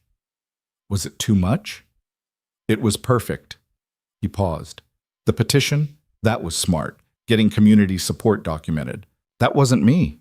That was them. They did it on their own." Lena's voice caught. "They're fighting for me, Adrian. People I barely know are putting their names on a document defending me. That's because you gave them something worth fighting for. He checked his watch. I have to pick up Emma in 20 minutes, but I wanted to tell you, the lawyers got a judge to fast-track our countersuit. We're going to discovery in 2 weeks instead of 2 months. That's good? It means Sterling has to produce evidence to support his claims, and when he can't, when all he has is speculation and spite, the case falls apart. Adrian's smile was sharp. He picked a fight with the wrong person. With you or with me? Both. That night, working late again because sleeping meant thinking and thinking meant spiraling, Lena's phone rang. James Sterling himself. She almost didn't answer, then decided she was too angry not to. What do you want? Lena. His voice was smooth, conciliatory. I think we got off on the wrong foot. You accused me of corporate espionage. That's not a wrong foot. That's attempted career murder. I was hasty, emotional, but I've had time to think, and I'd like to offer you a deal. I'm listening. Drop the countersuit. Issue a public apology acknowledging that you may have inadvertently used concepts developed during your time at Sterling Associates. In exchange, I'll drop my lawsuit and even provide a neutral reference for future employment. Lena laughed. Actually laughed. You're joking. I'm being generous. This lawsuit is expensive for both of us. Why drag it out when we could resolve it cleanly? Because you're lying. Because I didn't steal anything, and I'm not apologizing for work that's mine. And because even if I wanted to take your deal, which I don't, I wouldn't give you the satisfaction. You're making a mistake. Cole will get bored of this project, bored of you. And when he does, you'll have burned every bridge in this industry defending a principle that won't pay your rent. Then I'll burn them. I'd rather be broke and honest than successful and corrupt. She hung up before he could respond. Her hands were shaking. She called Adrian without thinking. Sterling just offered me a deal, she said when he answered. What kind of deal? She told him, heard his sharp intake of breath. And you said? I told him to go to hell. Maybe not in those exact words, but the sentiment was clear. Adrian was quiet for a moment. That took guts. Or stupidity. I haven't decided which. Lena, listen to me. What you just did, turning down the easy way out because it was the wrong way out, that's not stupidity. That's integrity. And it's rare, especially in this business. Integrity doesn't pay rent. No, but winning does. And we're going to win. His voice was firm. Get some sleep. Tomorrow we have a full design review, and I need you sharp. Adrian? Yeah? Thank you for believing me, for fighting with me, for all of it. Don't thank me yet. We're not done fighting. But they were winning. Slowly, inch by inch, they were winning. The design review went flawlessly. The team had coalesced into something that actually worked, with David pushing Lena to be better and Lena pushing back when he was wrong. The plans were nearly final, ready to present to the community board and then to the city for permits. 2 days later, Sterling's lawyers filed their evidence in discovery. Adrian's legal team tore it apart in less than an hour. The proprietary designs Sterling claimed were nothing but generic sketches that looked nothing like Lena's actual work. The development timeline they'd constructed fell apart under scrutiny. And the witnesses who said Lena had stolen files couldn't keep their stories straight. It was collapsing, exactly like Adrian had said it would. But the universe, Lena was learning, had a sixth sense of timing. Thursday afternoon, 3 weeks and 4 days into the project, Patricia came to find her in the design room. Lena, there's someone here to see you. Who? She said her name is Claire, from your old firm? Lena's stomach dropped. What does she want? She didn't say. She's waiting in the small conference room. Every instinct told Lena to refuse, to have security escort Claire out, to never give her former coworker the satisfaction of another conversation. But curiosity won. Or maybe it was the need to understand why someone would go this far to destroy another person. Claire was standing by the window when Lena walked in, looking out at the harbor. She'd lost weight since Lena had seen her last. Her suit was expensive, but didn't quite fit right anymore, like she'd bought it for a different version of herself. You came, Claire said, not turning around. You have 5 minutes. Sterling's dropping the lawsuit tomorrow. His lawyers told him it's unwinnable. Claire finally turned to face her. I thought you should know. Why are you telling me this? Because I'm the one who pushed him to file it. I convinced him you were a threat, that you'd stolen our work, that we needed to act before you made us all look bad. Her voice was flat. And I was wrong. Lena crossed her arms. You came all the way here to apologize? I came here to explain. Claire sat down, and now Lena could see how exhausted she looked, how defeated. When you left, when Adrian Cole hired you, it felt like proof that everything I'd worked for didn't matter. I went to the right schools, made the right connections, did everything I was supposed to do, and you just showed up with raw talent and skipped all the lines I'd stood in. So you tried to destroy me. I tried to protect myself from the realization that maybe I wasn't as good as I thought I was, that maybe talent matters more than pedigree. She laughed, bitter. Turns out the thing I was most afraid of was true. I'm not going to feel sorry for you. I'm not asking you to. Claire stood. I'm trying to be honest. Probably too late, but still. What I did was wrong. The setup at the restaurant, the lawsuit, all of it. You didn't deserve any of it. No, Lena said quietly. I didn't. Claire walked to the door, paused. For what it's worth, that community center design you're working on, I saw the rendering someone leaked online. It's extraordinary, better than anything we ever produced at Sterling. After she left, Lena sat in the empty conference room and tried to process what had just happened. An apology she hadn't asked for from a person who'd tried to ruin her. It should have felt like victory. Instead, it just felt sad. Her phone buzzed. Adrian, conference room A, now. She found him there with David and the entire project team, plus a few people she didn't recognize. There was champagne. What's happening? Lena asked. Adrian was grinning, actually grinning. Sterling's lawyers just filed a motion to dismiss, with prejudice. The case is over. The room erupted. People were hugging, popping champagne, talking over each other. David clapped Lena on the shoulder hard enough to bruise. You did it, he said. You actually did it. We did it, Lena corrected. No. Adrian's voice cut through the celebration. He raised his glass. This win is Lena's. She's the one who had the courage to fight back, the integrity to refuse the easy way out, the talent that made Sterling so threatened he forgot how to be rational. To Lena, the best hire I've ever made. Everyone drank. Lena felt tears burning behind her eyes and refused to let them fall. Not here, not now. Later, after the team had filtered out and the champagne was gone and it was just her and Adrian in the empty conference room, she finally let herself breathe. It's really over? She asked. It's really over. I don't know what to feel. That's fair. You've been running on adrenaline and fear for a month. Now that the threat's gone, your body doesn't know what to do. Lena sank into a chair. Claire came to see me before you called the meeting. She apologized. Adrian's eyebrows went up. Seriously? Said she was the one who pushed Sterling to file, that she was threatened by me. Lena looked at her hands. Part of me wanted to tell her to go to hell, but mostly I just felt tired. Like she'd already taken enough of my energy and I didn't have any left to spare for anger. That's growth or exhaustion. Hard to tell which. She laughed despite herself. Probably both. She looked up at him. What happens now? Now we build the damn building. Permits are almost through. We break ground in 6 weeks. You get to see your vision become real. And after? After the building's done? Adrian sat down across from her. That depends. You signed a 3-month contract. We're 5 weeks in, 7 weeks left. After that, he paused. After that, you're free. To stay, to go, to figure out what you want your career to look like without me in the middle of it. What if I want you in the middle of it? The career or your life in general? Both. The air between them went charged. Adrian leaned forward. Then we have 7 weeks to keep things professional, to finish this project and make it undeniable that you're here because you're brilliant, not because we're whatever we are. And then we figure out the rest. 7 weeks. 7 weeks. Lena stood, gathered her things. At the door, she turned back. For the record, I'm pretty sure I already know what we are. I'm just waiting for the timeline to catch up with reality. Adrian's smile was slow, warm. Me too.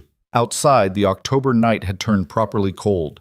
The The kind of cold that promised winter was coming whether New York was ready or not. Lena walked to the subway with her hands in her pockets and her head full of plans. 7 weeks to finish the design. 7 weeks to prove she belonged in this world. 7 weeks until she could stop pretending that working with Adrian Cole was purely professional and admit that somewhere between the lawsuit and the late nights and the quiet moments watching him be a father to Emma, she'd fallen for him completely. Her phone buzzed. A text from her mom. Saw the news. I'm proud of you, baby. Lena typed back. Thanks, Mom. I'm proud of me too. And for the first time since that autumn night when she'd walked into a restaurant expecting humiliation, she actually believed it. The permits came through on a Tuesday, which meant they could break ground the following Monday if the weather held. David had the construction schedule mapped out to the day. Contingency plans for contingency plans, the kind of obsessive organization that made massive projects actually happen. Lena had learned to appreciate his intensity over the past 6 weeks, had learned that his pushback on her designs wasn't personal. It was him making sure that what looked beautiful on paper would actually stand up in 3 dimensions. She was reviewing these final material selections when Patricia appeared at her desk with an expression Lena had learned to dread. The one that meant something had gone catastrophically wrong. Conference room, Patricia said quietly. Adrian's already there. What happened? Just go. The conference room was full. Adrian, David, 3 people from the legal team, and 2 she didn't recognize. A woman in her 50s with steel gray hair and a man younger than Lena carrying a laptop like it contained nuclear codes. Sit down, Adrian said. His voice was carefully controlled, which was somehow worse than if he'd been yelling.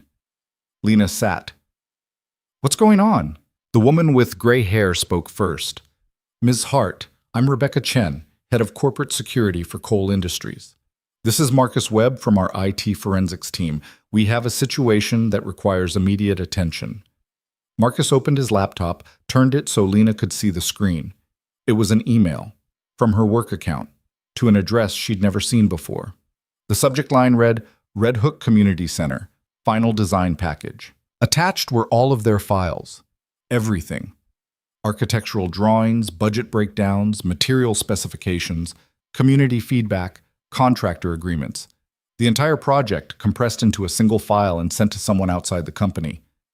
I didn't send this, Lena said immediately. I've never seen that email address. I would never... We know you didn't send it manually, Marcus interrupted. The timestamp shows it was sent at 3:47 a.m. last Thursday.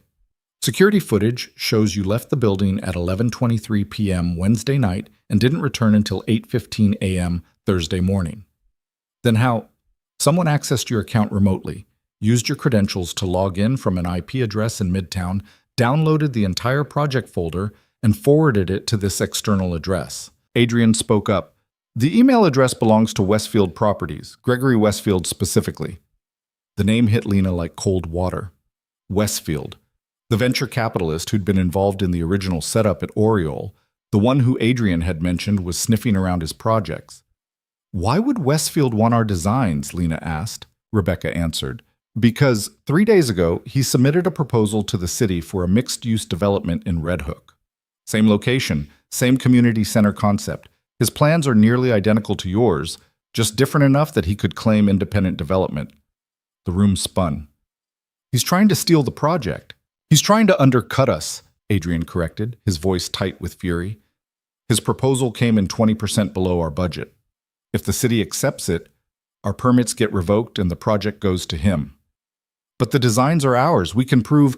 Can we? David cut in. He filed first. His team will claim they developed these concepts independently. And unless we can prove beyond doubt that he stole our work, it becomes a he said, she said that ties up the project in litigation for years. While the neighborhood that actually needs this building gets nothing, Lena finished quietly. Rebecca leaned forward. Ms. Hart, I need to ask you some questions. Have you shared your login credentials with anyone? Family, friends, former colleagues? No, never. Have you accessed your work email from any public computers, coffee shops, libraries, anywhere your password might have been compromised? Just my laptop and my phone, both password protected. When's the last time you changed your password? Lena's stomach sank. I haven't. Not since Patricia set up my account. Marcus was already typing. That's likely how they got in.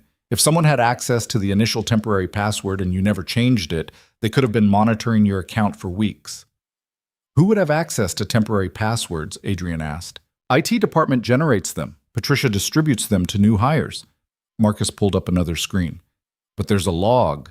Every time a password is generated, viewed, or distributed, it's recorded. He clicked through several screens while everyone waited in tense silence, then stopped. Here, your temporary password was accessed twice. Once by Patricia on your hire date, which is normal, and once by... He squinted at the screen. An admin account that was terminated 3 months ago. Can you trace it? Rebecca asked. Already on it. More typing. The terminated account belonged to Claire Hutchins, former employee of Sterling Associates who had system access during a brief consulting contract with our IT department last spring. The room went silent. Lena felt like she'd been punched. Claire, she whispered, but she apologized. She said she was wrong. She lied, Adrian said flatly. The apology was a distraction, get you to lower your guard while Westfield made his move. He stood, started pacing. The setup at Oriole. That was Westfield testing whether I'd bite on a personal connection. When I did, when I hired you, he saw an opportunity. Get Claire to help him access our files, steal the designs, submit them as his own. But why? Lena's voice was rising. The lawsuit failed. Sterling dropped it. Why keep going? Because Westfield's been trying to break into New York development for years, and I've blocked him at every turn. This is revenge wrapped in real estate. Adrian's jaw was tight. And he's using you to do it. David spoke up. We need to pull the project, immediately. If we can't prove theft before the city reviews his proposal, no. Lena surprised herself with how firm her voice was. We're not pulling anything. Everyone turned to look at her. He wants us to pull out, she continued. That's the whole point. Steal our work, make it look questionable, force us to withdraw rather than risk a legal fight. Then he gets the project by default, and the neighborhood gets a cheap knockoff of what they actually need. She stood. I'm not letting that happen. Lena, Adrian said carefully, I appreciate the sentiment, but nothing. We have proof he accessed my account illegally. We have timestamps, IP addresses, digital forensics. That's more than we had with Sterling. She turned to Marcus. Can you trace where the files went after Westfield received them? Prove they were used in his proposal? Marcus hesitated. Possibly. If he was sloppy, if he opened them on a device we can track, then track it, find it, build the case. Lena looked at Adrian. You said we'd fight, that we'd build something so good nobody could question it. That's still true? Adrian was looking at her with an expression she couldn't quite read. Pride, maybe. Or concern. Possibly both. Yeah, he said finally. That's still true. The next 72 hours were a blur of digital forensics, legal strategy sessions, and very little sleep. Marcus and his team worked around the clock, tracing the stolen files through networks and servers that Lena barely understood. Rebecca coordinated with law enforcement, building a criminal case for corporate espionage. David kept the construction timeline moving, refusing to let Westfield's sabotage derail their schedule. And Lena worked, refined details, double-checked specifications, prepared for the community board presentation that was scheduled for Friday night, regardless of what chaos was happening behind the scenes. On Thursday afternoon, exhausted and running on her fourth coffee of the day, she was in the design room when Emma appeared in the doorway. She'd been at the office more often lately. Adrian's sister was dealing with a family emergency in Philadelphia, and his mother could only help so much. Hi, Lena, Emma said, clutching her ever-present triceratops. Daddy says you're fighting bad guys. Despite everything, Lena smiled. Something like that. Are you winning? I don't know yet, sweetie. Emma climbed into the chair next to her, studied the drawings spread across the table. Is this the building you're making? Yeah, for the neighborhood where your dad grew up. It's really pretty. Emma touched one of the renderings showing the rooftop garden. Can kids play there? That's the plan. There's going to be a garden where they can grow vegetables and flowers, a library where they can read, a big room where they can dance or do art. I wish we had that at my school. You go to a nice school, Em. I know, but it's not for everyone. It's just for kids whose families have lots of money. She was quiet for a moment. Daddy says that's not fair, that everyone should have nice things. Your dad's right. That's why you're fighting? To make things fair? Lena looked at this little girl who understood more than she should have to. Yeah, that's exactly why. Emma hugged her Triceratops tighter. Good. Because Triceratops don't run away from fights. They charge. So I've heard. Adrian found them there 20 minutes later, Emma drawing her own version of the community center while Lena worked. He looked like he hadn't slept in days, which was probably accurate. Marcus found something, he said quietly. We need to talk. They left Emma with Patricia and went to Adrian's office. Marcus was already there with Rebecca and the legal team, everyone looking simultaneously exhausted and energized. Show her, Adrian said. Marcus pulled up his screen. Westfield was sloppy. When he received your files, he opened them on his personal laptop, which is connected to the same cloud storage he uses for Westfield properties, which means when his team modified your designs to create their proposal, they saved the work files to a shared server. You hacked Westfield's server? Lena asked. We obtained a warrant based on the evidence of your account being accessed illegally, Rebecca corrected. Everything we found is admissible. And what did you find? Marcus clicked through several screens showing file metadata, modification dates, user access logs.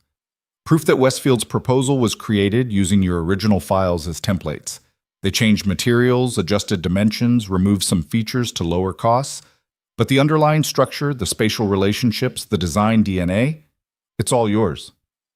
Can we prove it in time? Adrian asked. The city reviews his proposal on Monday. We can prove it by tomorrow, Rebecca said. I've already contacted the city planning office. They're postponing the review pending investigation of fraud allegations. In Westfield? Lena asked. We'll be lucky if he only faces civil penalties. Rebecca's smile was sharp. Accessing computer systems without authorization, theft of intellectual property, fraud in government contracting, he's looking at serious criminal charges. Adrian sat down heavily. So it's over. Not quite. One of the lawyers spoke up. Westfield will argue the designs are generic, that any competent architect would arrive at similar solutions for that site. We'll need to prove not just that he used your files, but that Lena's designs are distinctive enough to be considered proprietary work. They are distinctive, David said from the doorway. Nobody had heard him come in. I've been doing this for 15 years. I've seen 1,000 community center proposals.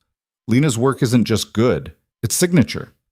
The way she integrates the outdoor spaces, the material choices, the flow between public and private areas.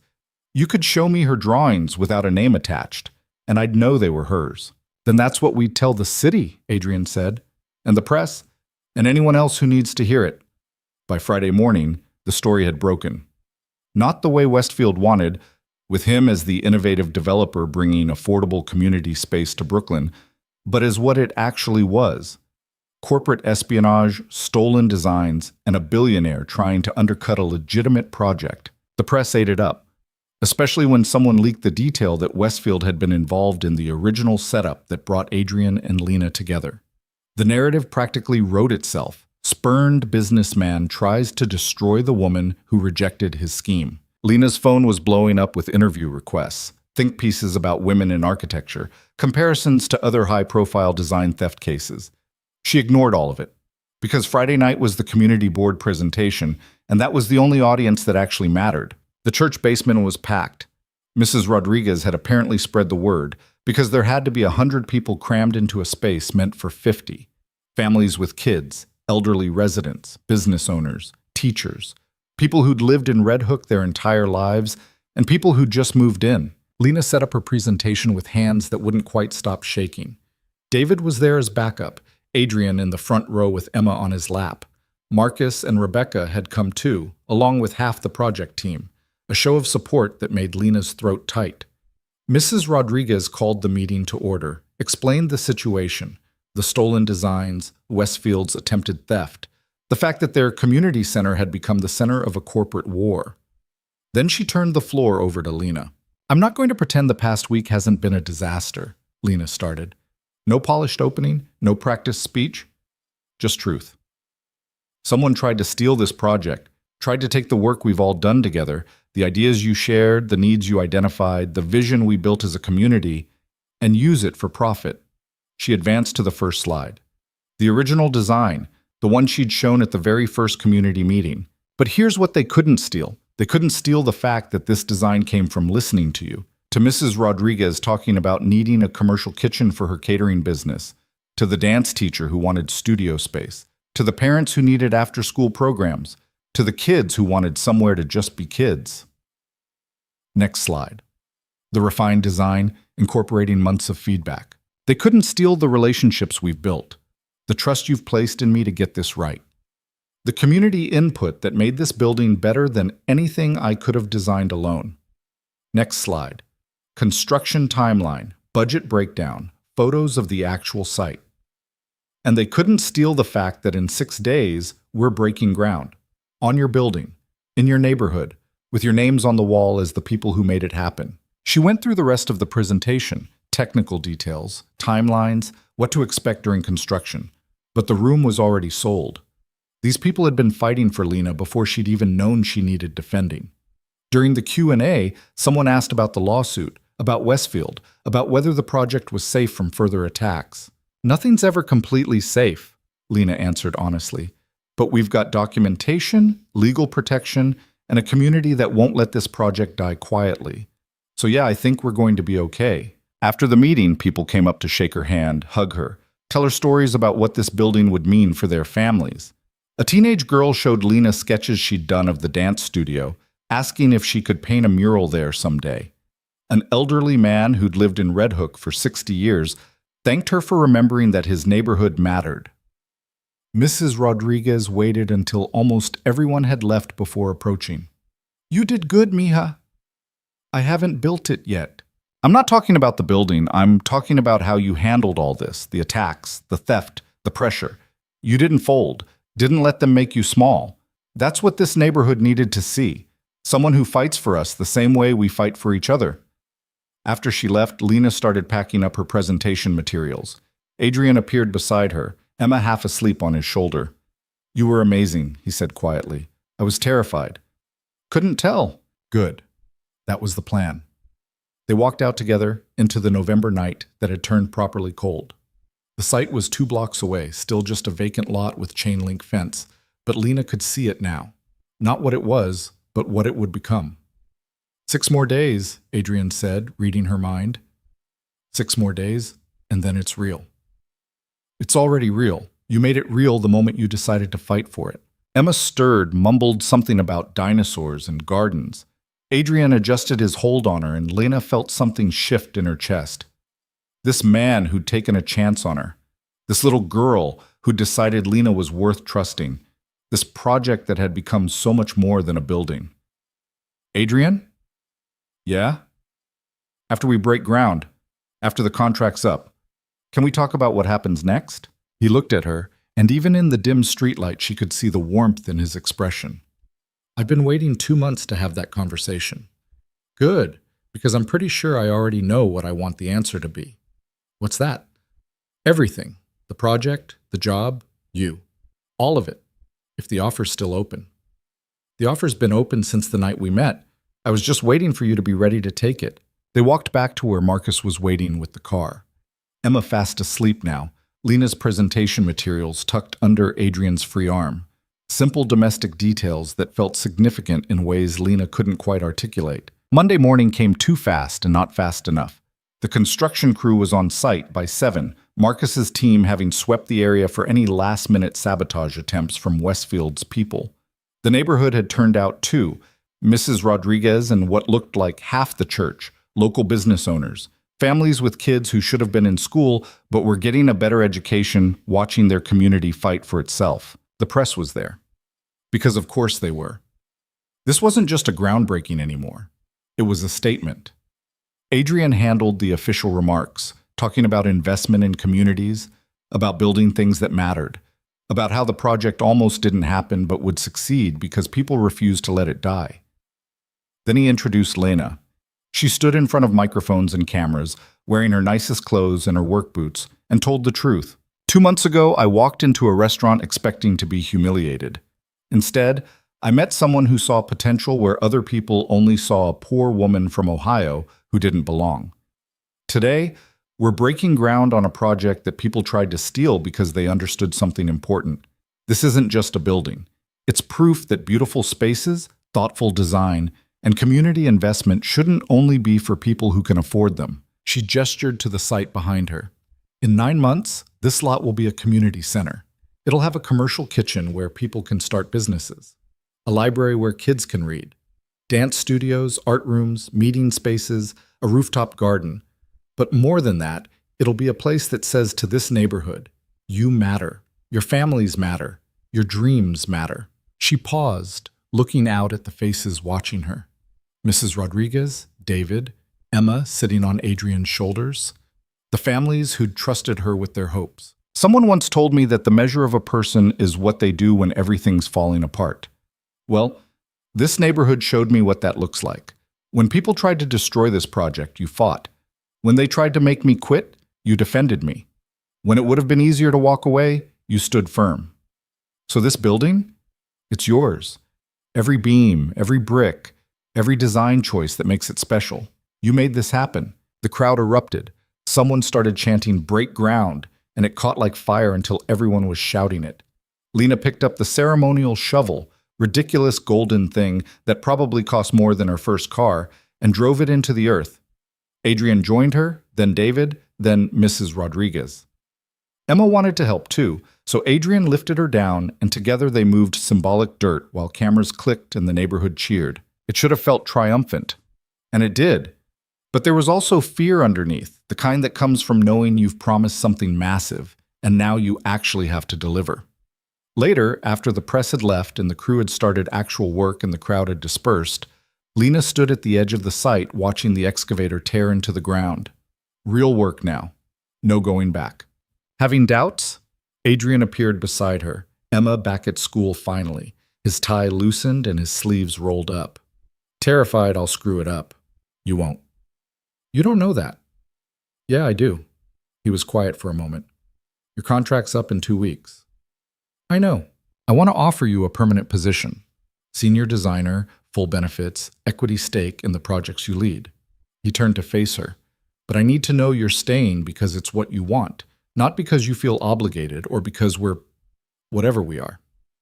What if I'm staying for both reasons? Then I need the professional reason to be primary, because I can't have you resenting this job, resenting me 5 years from now because you felt trapped. Lena looked at the site, at the future taking shape in dirt and machinery.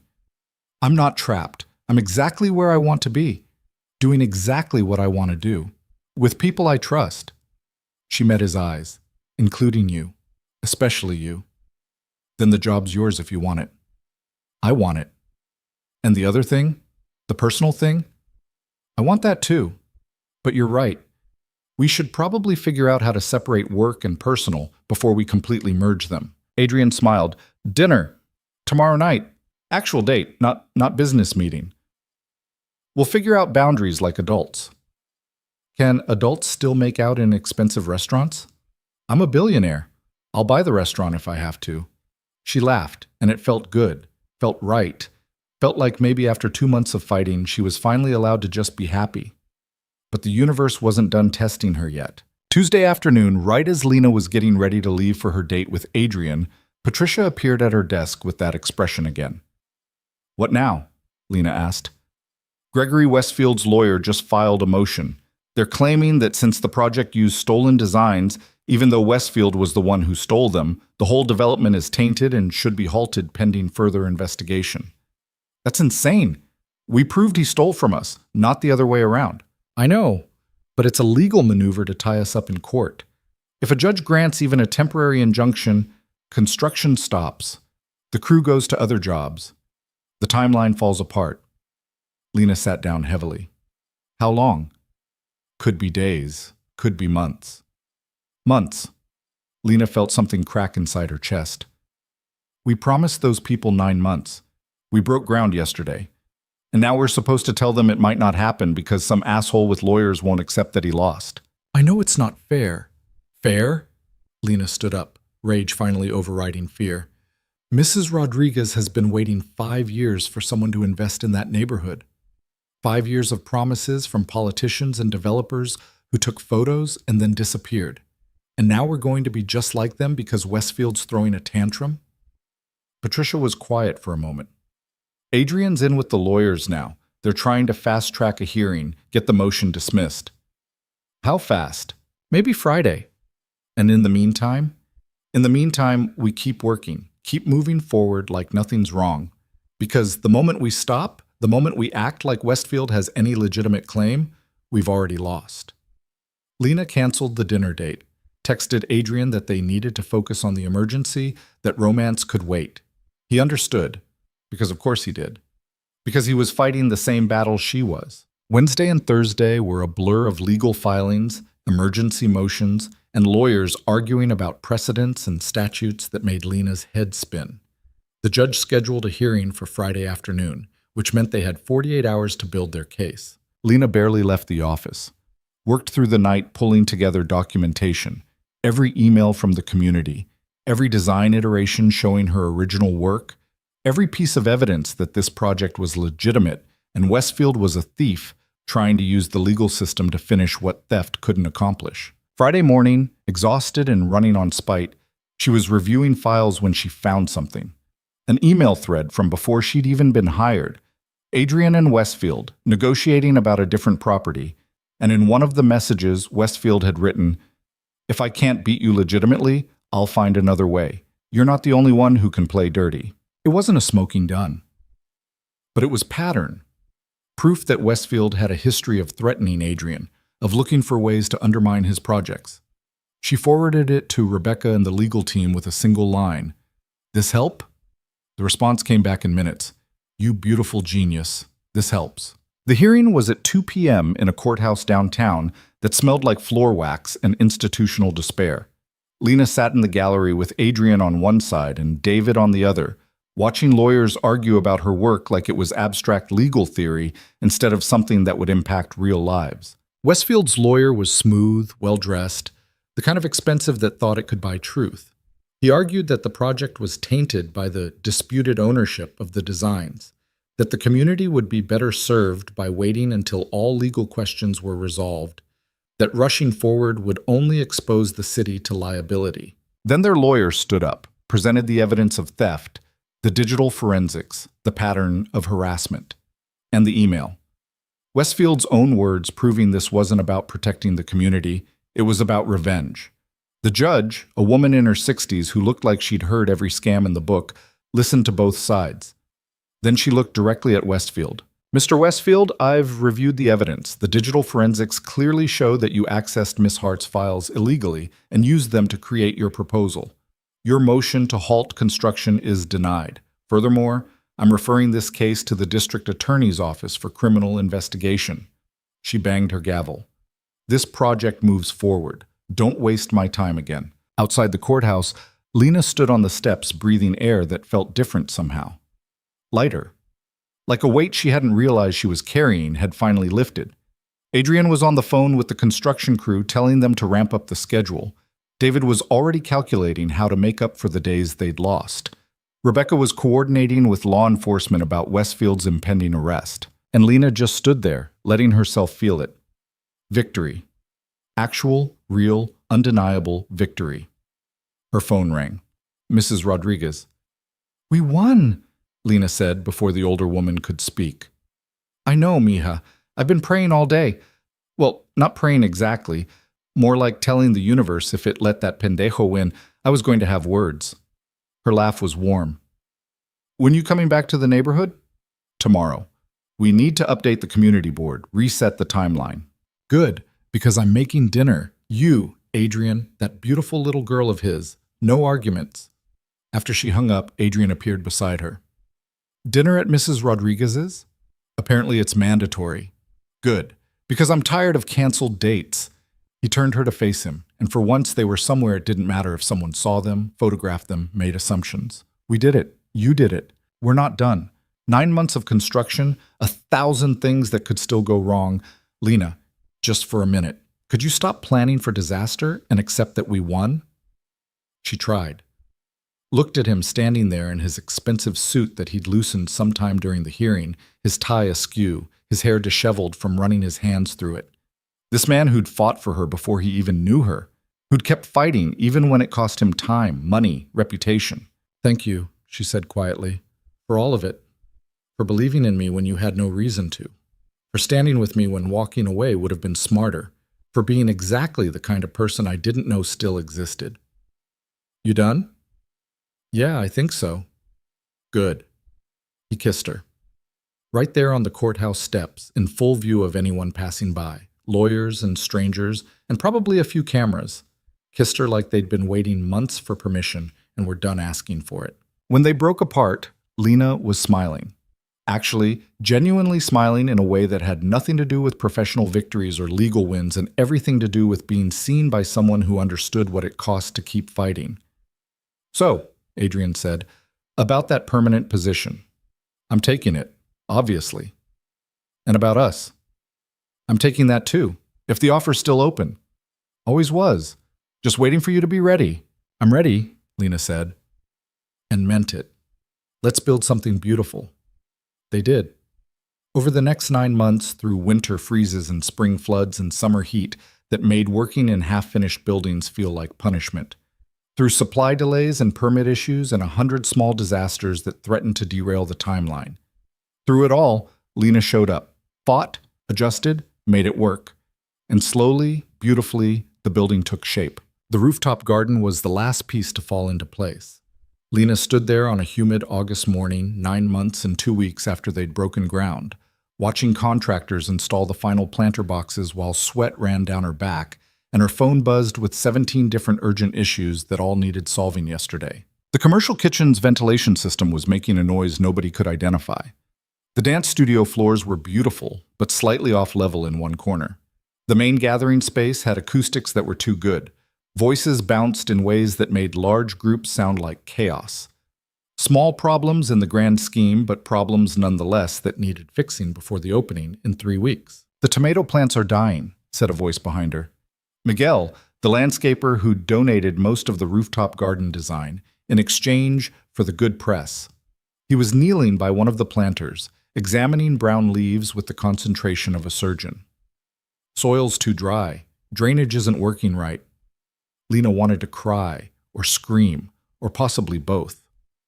Can you fix it? Yeah, but it'll cost extra. Need to redo the irrigation, maybe replace the soil mix. How much extra? He named a number that made her wince. They were already over budget by 6%, even with all of David's careful planning and the donations they'd secured. Every additional expense meant convincing Adrian to approve overages, meant justifying costs to the board, meant explaining to the community why promises were getting expensive. Do it, Lena said. But can you do it in 2 weeks? Miguel looked at her like she'd asked him to grow the plants by hand. 2 weeks? That's impossible. I know. Everything about this project has been impossible. Please try anyway. After he left, Lena sat on one of the completed benches and let herself have exactly 3 minutes of feeling overwhelmed. The view from up here was extraordinary. The harbor, the Manhattan skyline, the neighborhood spread out below. From up here, you could see both where Red Hook had been and where it was going.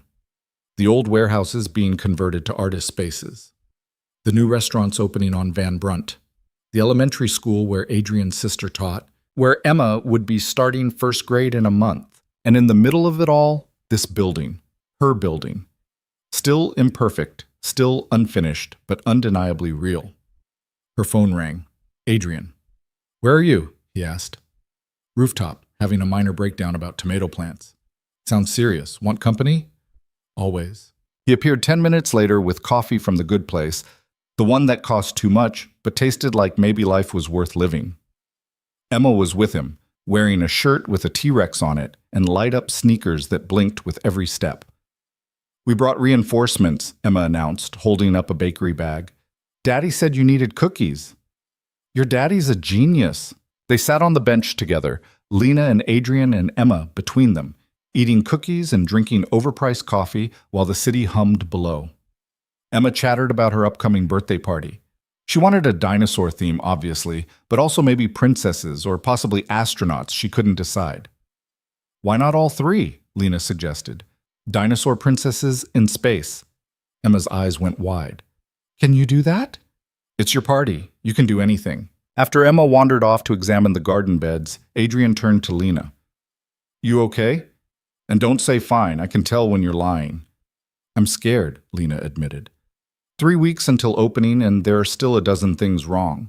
What if we open and people hate it? What if all this work, all this fighting, and we've built something that doesn't actually serve the community the way we promised? Then we'll fix it. We'll adjust. We'll keep working until it's right. Adrian took her hand. But Lena, you need to look at what you've accomplished. 9 months ago, this was dirt.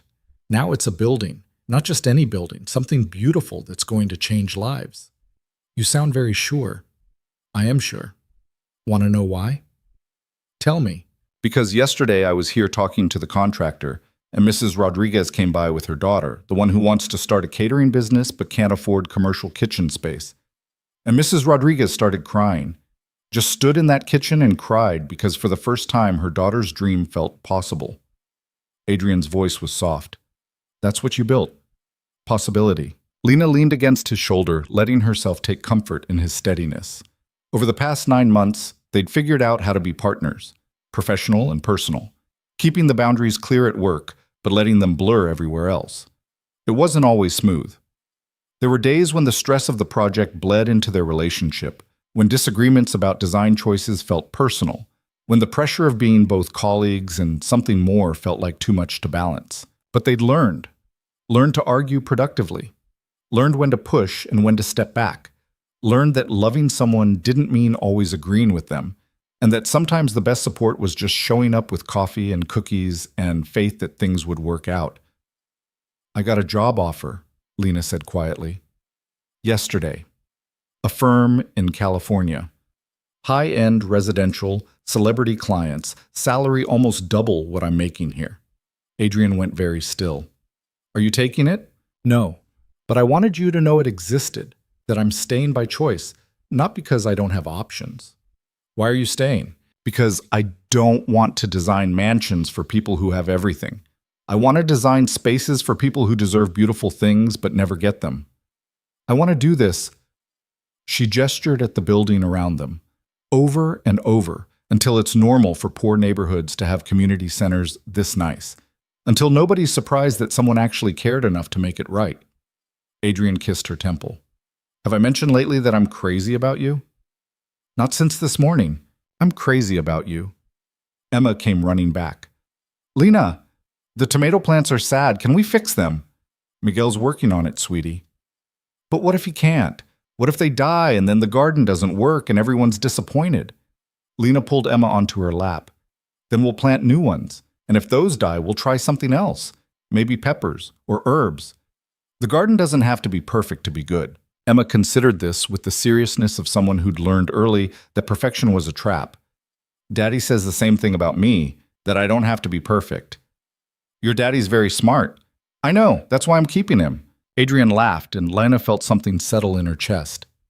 This was what mattered, not the expensive finishes or the perfect details. Just people caring for each other, building something together, making space for growth and mistakes and second chances. The next 2 weeks were chaos. The ventilation got fixed, the floors got leveled, the acoustics got dampened with sound panels that David found on sale from a theater that was renovating. Miguel worked miracles with the garden, replacing soil and irrigation and somehow convincing the tomato plants to stop dying out of what Lena suspected was pure stubborn determination. And slowly, room by room, the building came together. The commercial kitchen gleamed, all stainless steel and professional equipment that Mrs. Rodriguez's daughter couldn't stop photographing.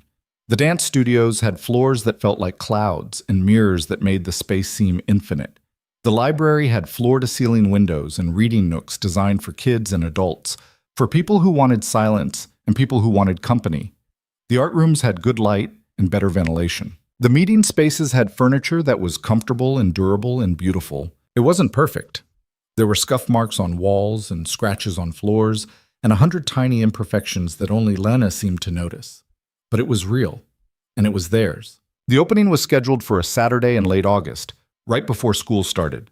They'd invited the entire neighborhood, the press, the city officials who'd supported them, the contractors and designers and workers who'd made it happen. David had orchestrated it like a military operation. Timeline, speakers, contingency plans for contingency plans.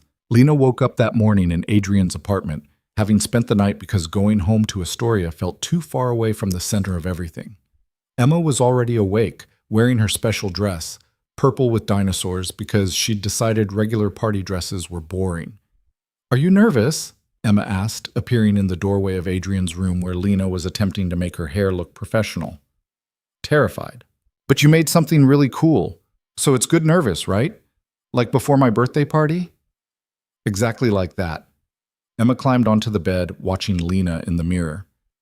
"Daddy says after today everything changes." "What do you think he means?" "I think he means you're not just his work friend anymore. You're his real friend, his family friend." Emma swung her legs, thoughtful. "I like that. I never had a family friend before who wasn't related to me." Lena's throat went tight. "I like it too, Em." "Good, because you're staying, right? You're not going to California or anywhere else?" "I'm staying." "Promise?" "Promise." They arrived at the center at 9, 3 hours before the official opening. The site was already buzzing with activity, caterers setting up, sound crew checking microphones, David directing traffic with the efficiency of someone who'd planned this down to the minute. Mrs. Rodriguez found Lena immediately, pulling her into a hug that smelled like perfume and tamales. "Mija, it's beautiful, even better than the drawings. You haven't seen inside yet." "Don't need to, I can feel it. This building has soul." The morning passed in a blur of last-minute adjustments, press interviews that Lena had gotten better at but still hated, and community members arriving early to help set up. The teenage girl who wanted to paint murals had created something stunning in the main gathering space. The neighborhood's history told in vibrant colors, old warehouses and new dreams existing side by side. At 11:30, people started arriving in earnest. Families with kids, elderly residents who'd lived through Red Hook's decline and were here to witness its renewal, business owners and teachers, and ordinary people who'd heard about the project and wanted to see what all the fighting had been about. By noon, the place was packed. David handled the opening remarks, thanking the contractors and donors and city officials with the practiced ease of someone who did this professionally. Then he introduced Adrian. Adrian's speech was short, talking about investment and community and how buildings could either divide neighborhoods or bring them together. Then he did something Lena hadn't expected. He talked about his father. "My dad worked construction in this neighborhood for 20 years. He helped build half the warehouses you see around us. And then the work dried up and those buildings sat empty, and nobody seemed to care that the neighborhood that had built them was dying." Adrian's voice was steady, but there was emotion underneath. "This center isn't about making up for that abandonment. Nothing can. But it's about saying that Red Hook matters, that the people here matter, that beauty and investment and opportunity shouldn't only exist where property values are already high." Then he introduced Lena. Standing at that microphone, looking out at hundreds of faces, Lena felt every moment of the past 10 months crash over her. The night at Oriole when she'd expected humiliation and found possibility.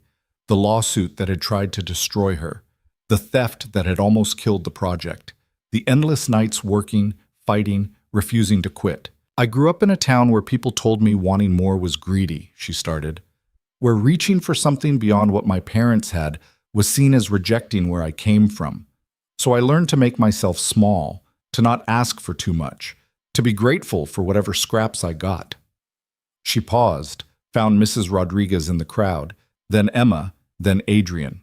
"But this neighborhood taught me something different. You taught me that wanting beautiful things isn't greedy, it's human.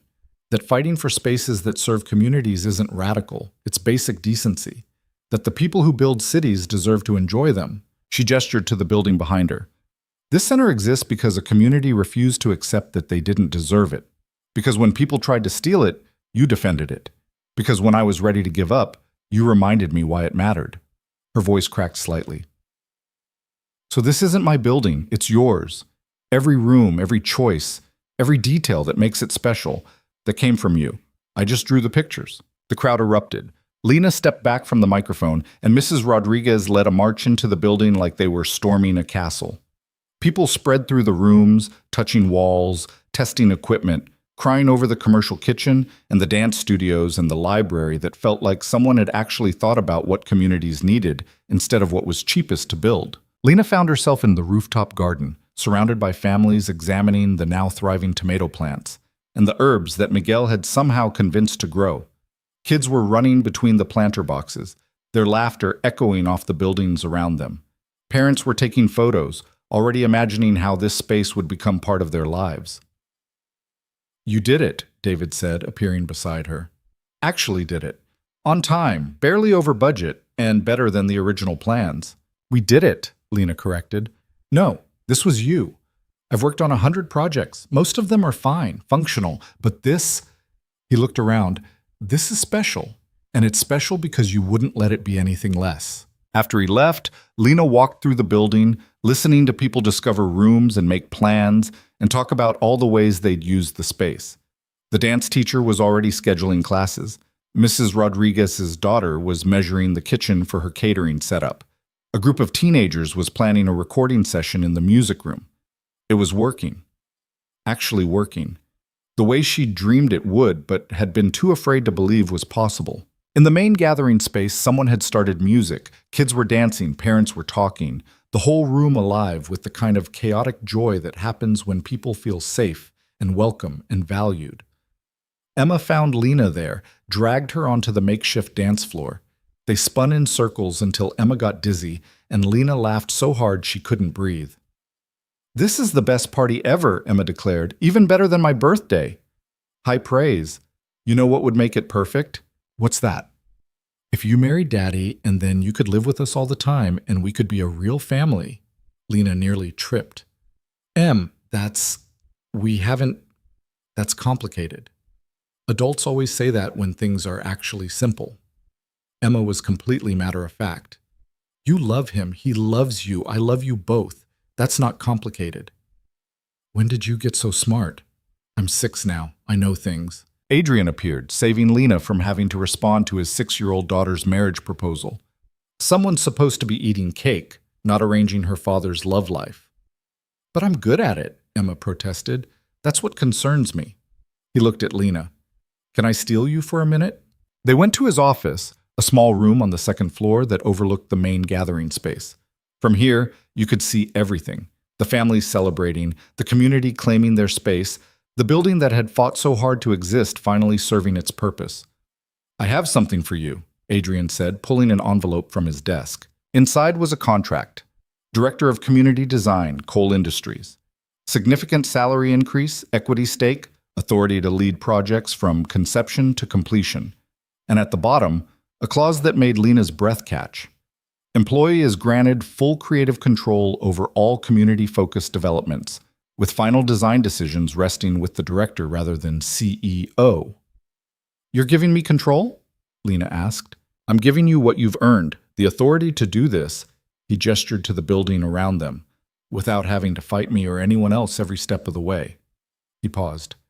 "And I'm doing it because I watched you build this, and I realized something. You're better at this than I am. Not the business part. I've got that covered. But the part that actually matters? Understanding what communities need? Designing spaces that change lives?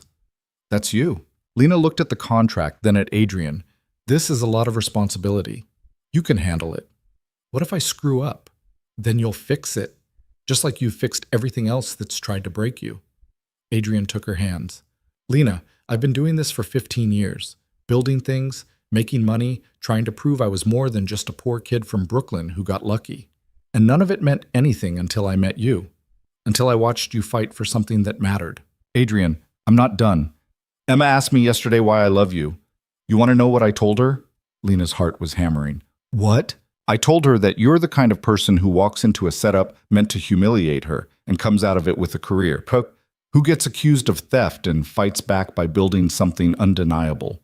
Who takes a vacant lot in a forgotten neighborhood and turns it into proof that people matter." He smiled. "And I told her that someday when she's older, she should find someone who makes her want to be better while loving her exactly as she is, because that's what you do for me." Lena was crying now, happy tears that she didn't bother wiping away.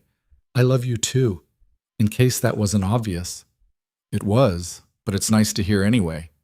They kissed, and through the window behind them, Lena could see the party continuing, the community celebrating, the building standing as proof that sometimes the things meant to break you actually make you stronger.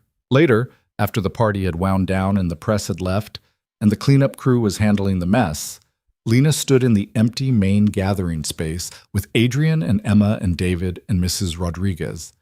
The late afternoon light was streaming through the windows, turning everything golden. "You know what this needs?" Mrs. Rodriguez said. "A plaque. Something that tells people who built this and why it matters." "I've got the contractor working on it," David said.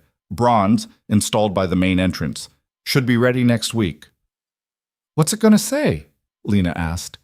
David pulled out his phone, showed her the draft. It was perfect, simple, direct, true. Just the name of the center, the date it opened, and one line. Built by a community that refused to be forgotten. "No designer credit?" Lena asked.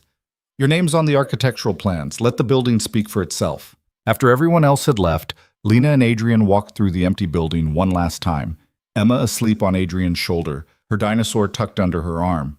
Every room felt different now, full of ghosts of the celebration, echoes of laughter and music and joy. "You happy?" Adrian asked. Lena thought about it. Thought about the girl who'd walked into Oriole 10 months ago expecting to be the punchline of someone else's joke. Thought about how far she'd come, how hard she'd fought, how many times she'd almost quit and didn't. "Yeah," she said, "I'm happy. Terrified about what comes next, but happy." "Good.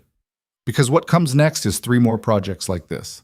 Different neighborhoods, different needs, same philosophy, beautiful spaces for people who deserve them." 3? For starters, if this keeps working, if communities keep responding the way Red Hook did, I want to make this what Cole Industries is known for. Not luxury condos or office towers, places that matter. That's going to cost money. I have money. Might as well use it for something that'll matter after I'm gone. They locked up the building, setting the alarm that would keep it safe until Monday when it would open for real, for regular hours, for the ordinary magic of being a space people used instead of visited. In the car, Emma woke up enough to mumble, "Did we win?" "Yeah, baby," Adrian said. "We won." "Good. I like winning." Back at Adrian's apartment, after Emma was in bed and the city was settling into Saturday night rhythms, Lena and Adrian sat on his balcony drinking wine and watching the lights. "I signed the contract," Lena said. "The one you gave me." "Good. I have some conditions, though." "Of course you do. I want Emma involved in the next project, not in a creepy use-your-kid-for-publicity way, but I want her to see how buildings get made. Want her to understand that the spaces around us are choices, and she gets to help make those choices." Adrian was quiet for a moment. "You're thinking long-term. Is that okay?" "It's more than okay." He pulled her closer. "Lena, I know we've only been together a few months. I know it's fast, but I need you to know what I feel for you isn't temporary. It's not going away when the next crisis hits or the next project gets hard. This is it for me." "Good," Lena said, "because I'm not going anywhere. You're stuck with me." "Best news I've heard all day." They sat there as the night deepened, talking about the next projects, about Emma's school year, about the life they were building that was somehow both terrifyingly uncertain and completely right. At some point, Lena fell asleep against his shoulder, and Adrian carried her to bed the way he carried Emma, gentle and sure. The next morning, Lena woke up to find Emma standing next to the bed, holding her triceratops and looking serious. "I have a question," Emma whispered. "What's that, sweetie?" "If you and Daddy get married, can I help design the wedding?" Lena laughed, quiet enough not to wake Adrian. "We're not getting married yet, Em. But you will eventually, right? Because you love each other, and you make Daddy smile the way he used to before Mommy died." The observation hit harder than it should have. Lena sat up, pulled Emma onto the bed. "You miss your mom. Sometimes? Mostly I just miss Daddy being happy. But he's happy now, when you're here."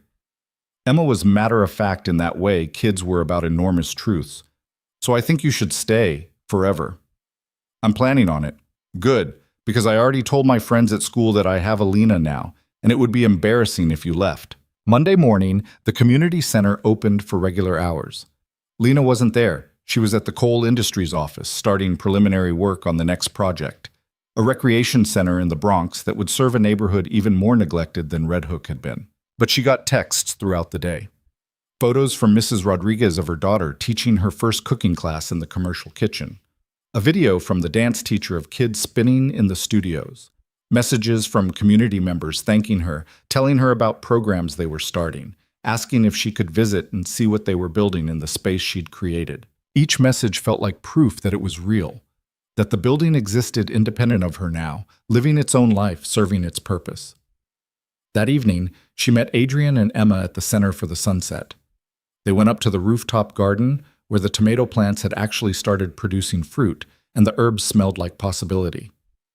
"Miguel's a miracle worker," Lena said, examining the healthy plants. "Or you just believed in him enough that he believed in himself," Adrian suggested. "That's very poetic for a real estate developer." "I have hidden depths." They watched the sun set over the harbor, Emma collecting cherry tomatoes and announcing she was going to make spaghetti sauce, even though she'd never made spaghetti sauce in her life. The city spread out around them, millions of lives happening in millions of rooms, most of which Lena would never see or touch or influence. But this one room, this one building, these specific lives, she'd changed those, had taken a vacant lot and turned it into possibility, had fought through theft and lawsuits and her own fear to create something beautiful. And maybe that was enough. Maybe you didn't have to change the whole world. Maybe just changing one corner of it, making it better for the people who lived there, loving them enough to fight for them. Maybe that was the point. "I've been thinking," Adrian said, watching Emma chase butterflies between the planter boxes, "about what comes after the next 3 projects." "What comes after?" "I want to start a foundation dedicated to community development in underserved neighborhoods, hire designers like you, fund projects that wouldn't otherwise happen, prove that every neighborhood deserves beautiful spaces." He turned to look at her. "And I want you to run it." Lena's breath caught. That's huge, Adrian. "I know. That's why I'm asking you, because you understand what matters, because you'll fight for the communities that need fighting for, because you'll never let profit be more important than people." "When would this start?" 2 years. After we finish the current projects and I can show the board that this model works. After we've proven that investing in communities isn't charity, it's smart development that makes cities better for everyone. Lena looked at the building below them, at the neighborhood spreading out toward the harbor, at Emma laughing in the garden Adrian had funded and Lena had designed and Miguel had brought to life, at all the pieces coming together to create something bigger than any of them alone. "Yes," she said, "I'll do it." "Just like that?" "Just like that. Because you're right, this is what matters. Not luxury condos or office towers. This. Communities, people, spaces that say you're valued." Adrian kissed her and Emma made exaggerated gagging noises until they broke apart laughing. "Gross," Emma declared. "When I'm in charge of the foundation, there will be no kissing." "You're going to be in charge of the foundation?" Lena asked. "Obviously. Someone has to make sure you grown-ups don't mess it up."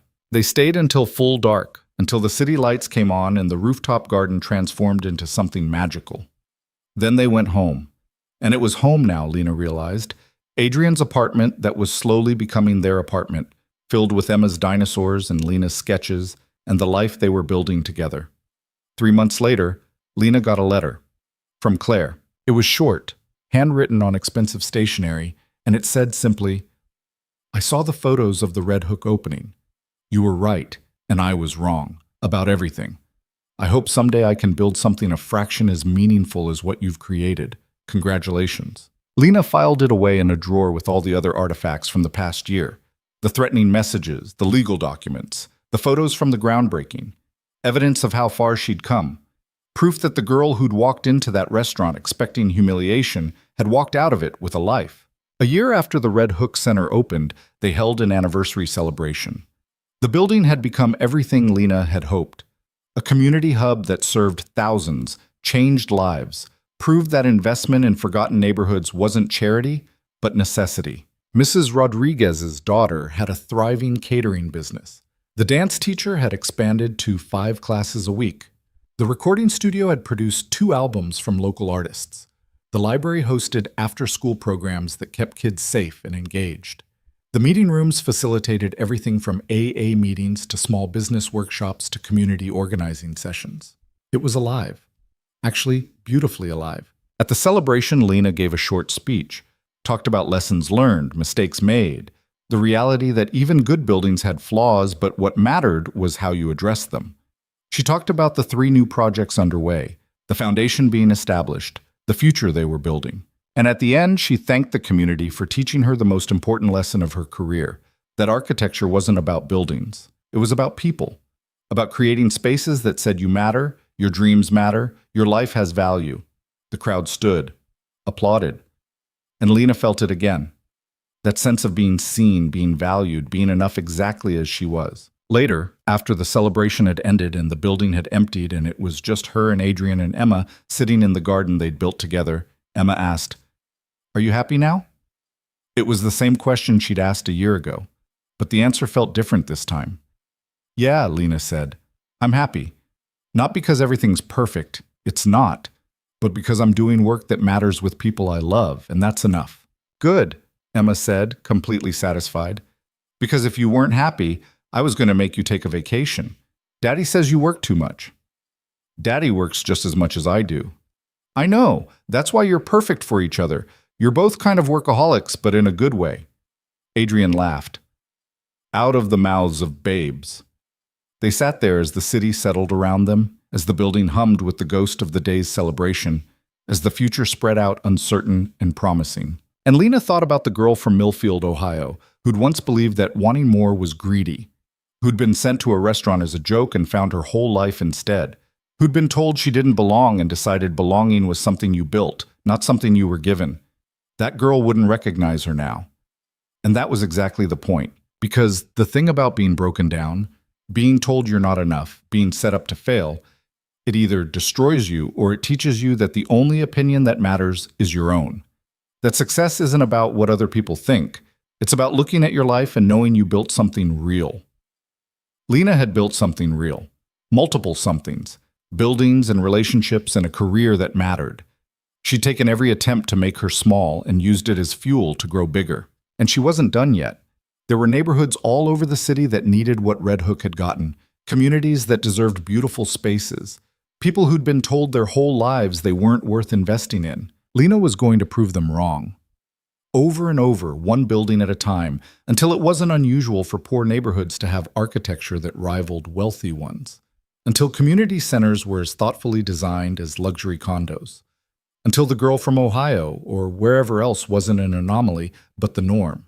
It would take time. Years, probably decades. There would be more fights, more setbacks, more people trying to stop her. But she'd learned something important. She was good at fighting. Better at it than she'd ever been at staying quiet. And as long as there were communities worth fighting for, she'd keep showing up. "What are you thinking about?" Adrian asked, reading her silence correctly. "The future. All the buildings we're going to build, all the neighborhoods we're going to change, all the people who are going to tell us it's impossible. And I can't wait to prove them wrong." He smiled, and in that smile, Lena saw her partner, in work, in life, in the long fight to make cities better for everyone who lived in them. They hadn't started out looking for each other, but they'd found each other anyway, in the chaos of a cruel prank that had backfired spectacularly. Sometimes the worst things that happen to you become the doorway to the best things. Sometimes being broken becomes the thing that teaches you how strong you actually are. Sometimes the people who try to destroy you end up giving you exactly what you need to build something extraordinary. Lena had learned all of that, and she'd used it to create not just buildings, but proof that where you start doesn't determine where you finish. That being underestimated is sometimes the greatest gift because it means nobody sees you coming, and by the time they do, you've already won.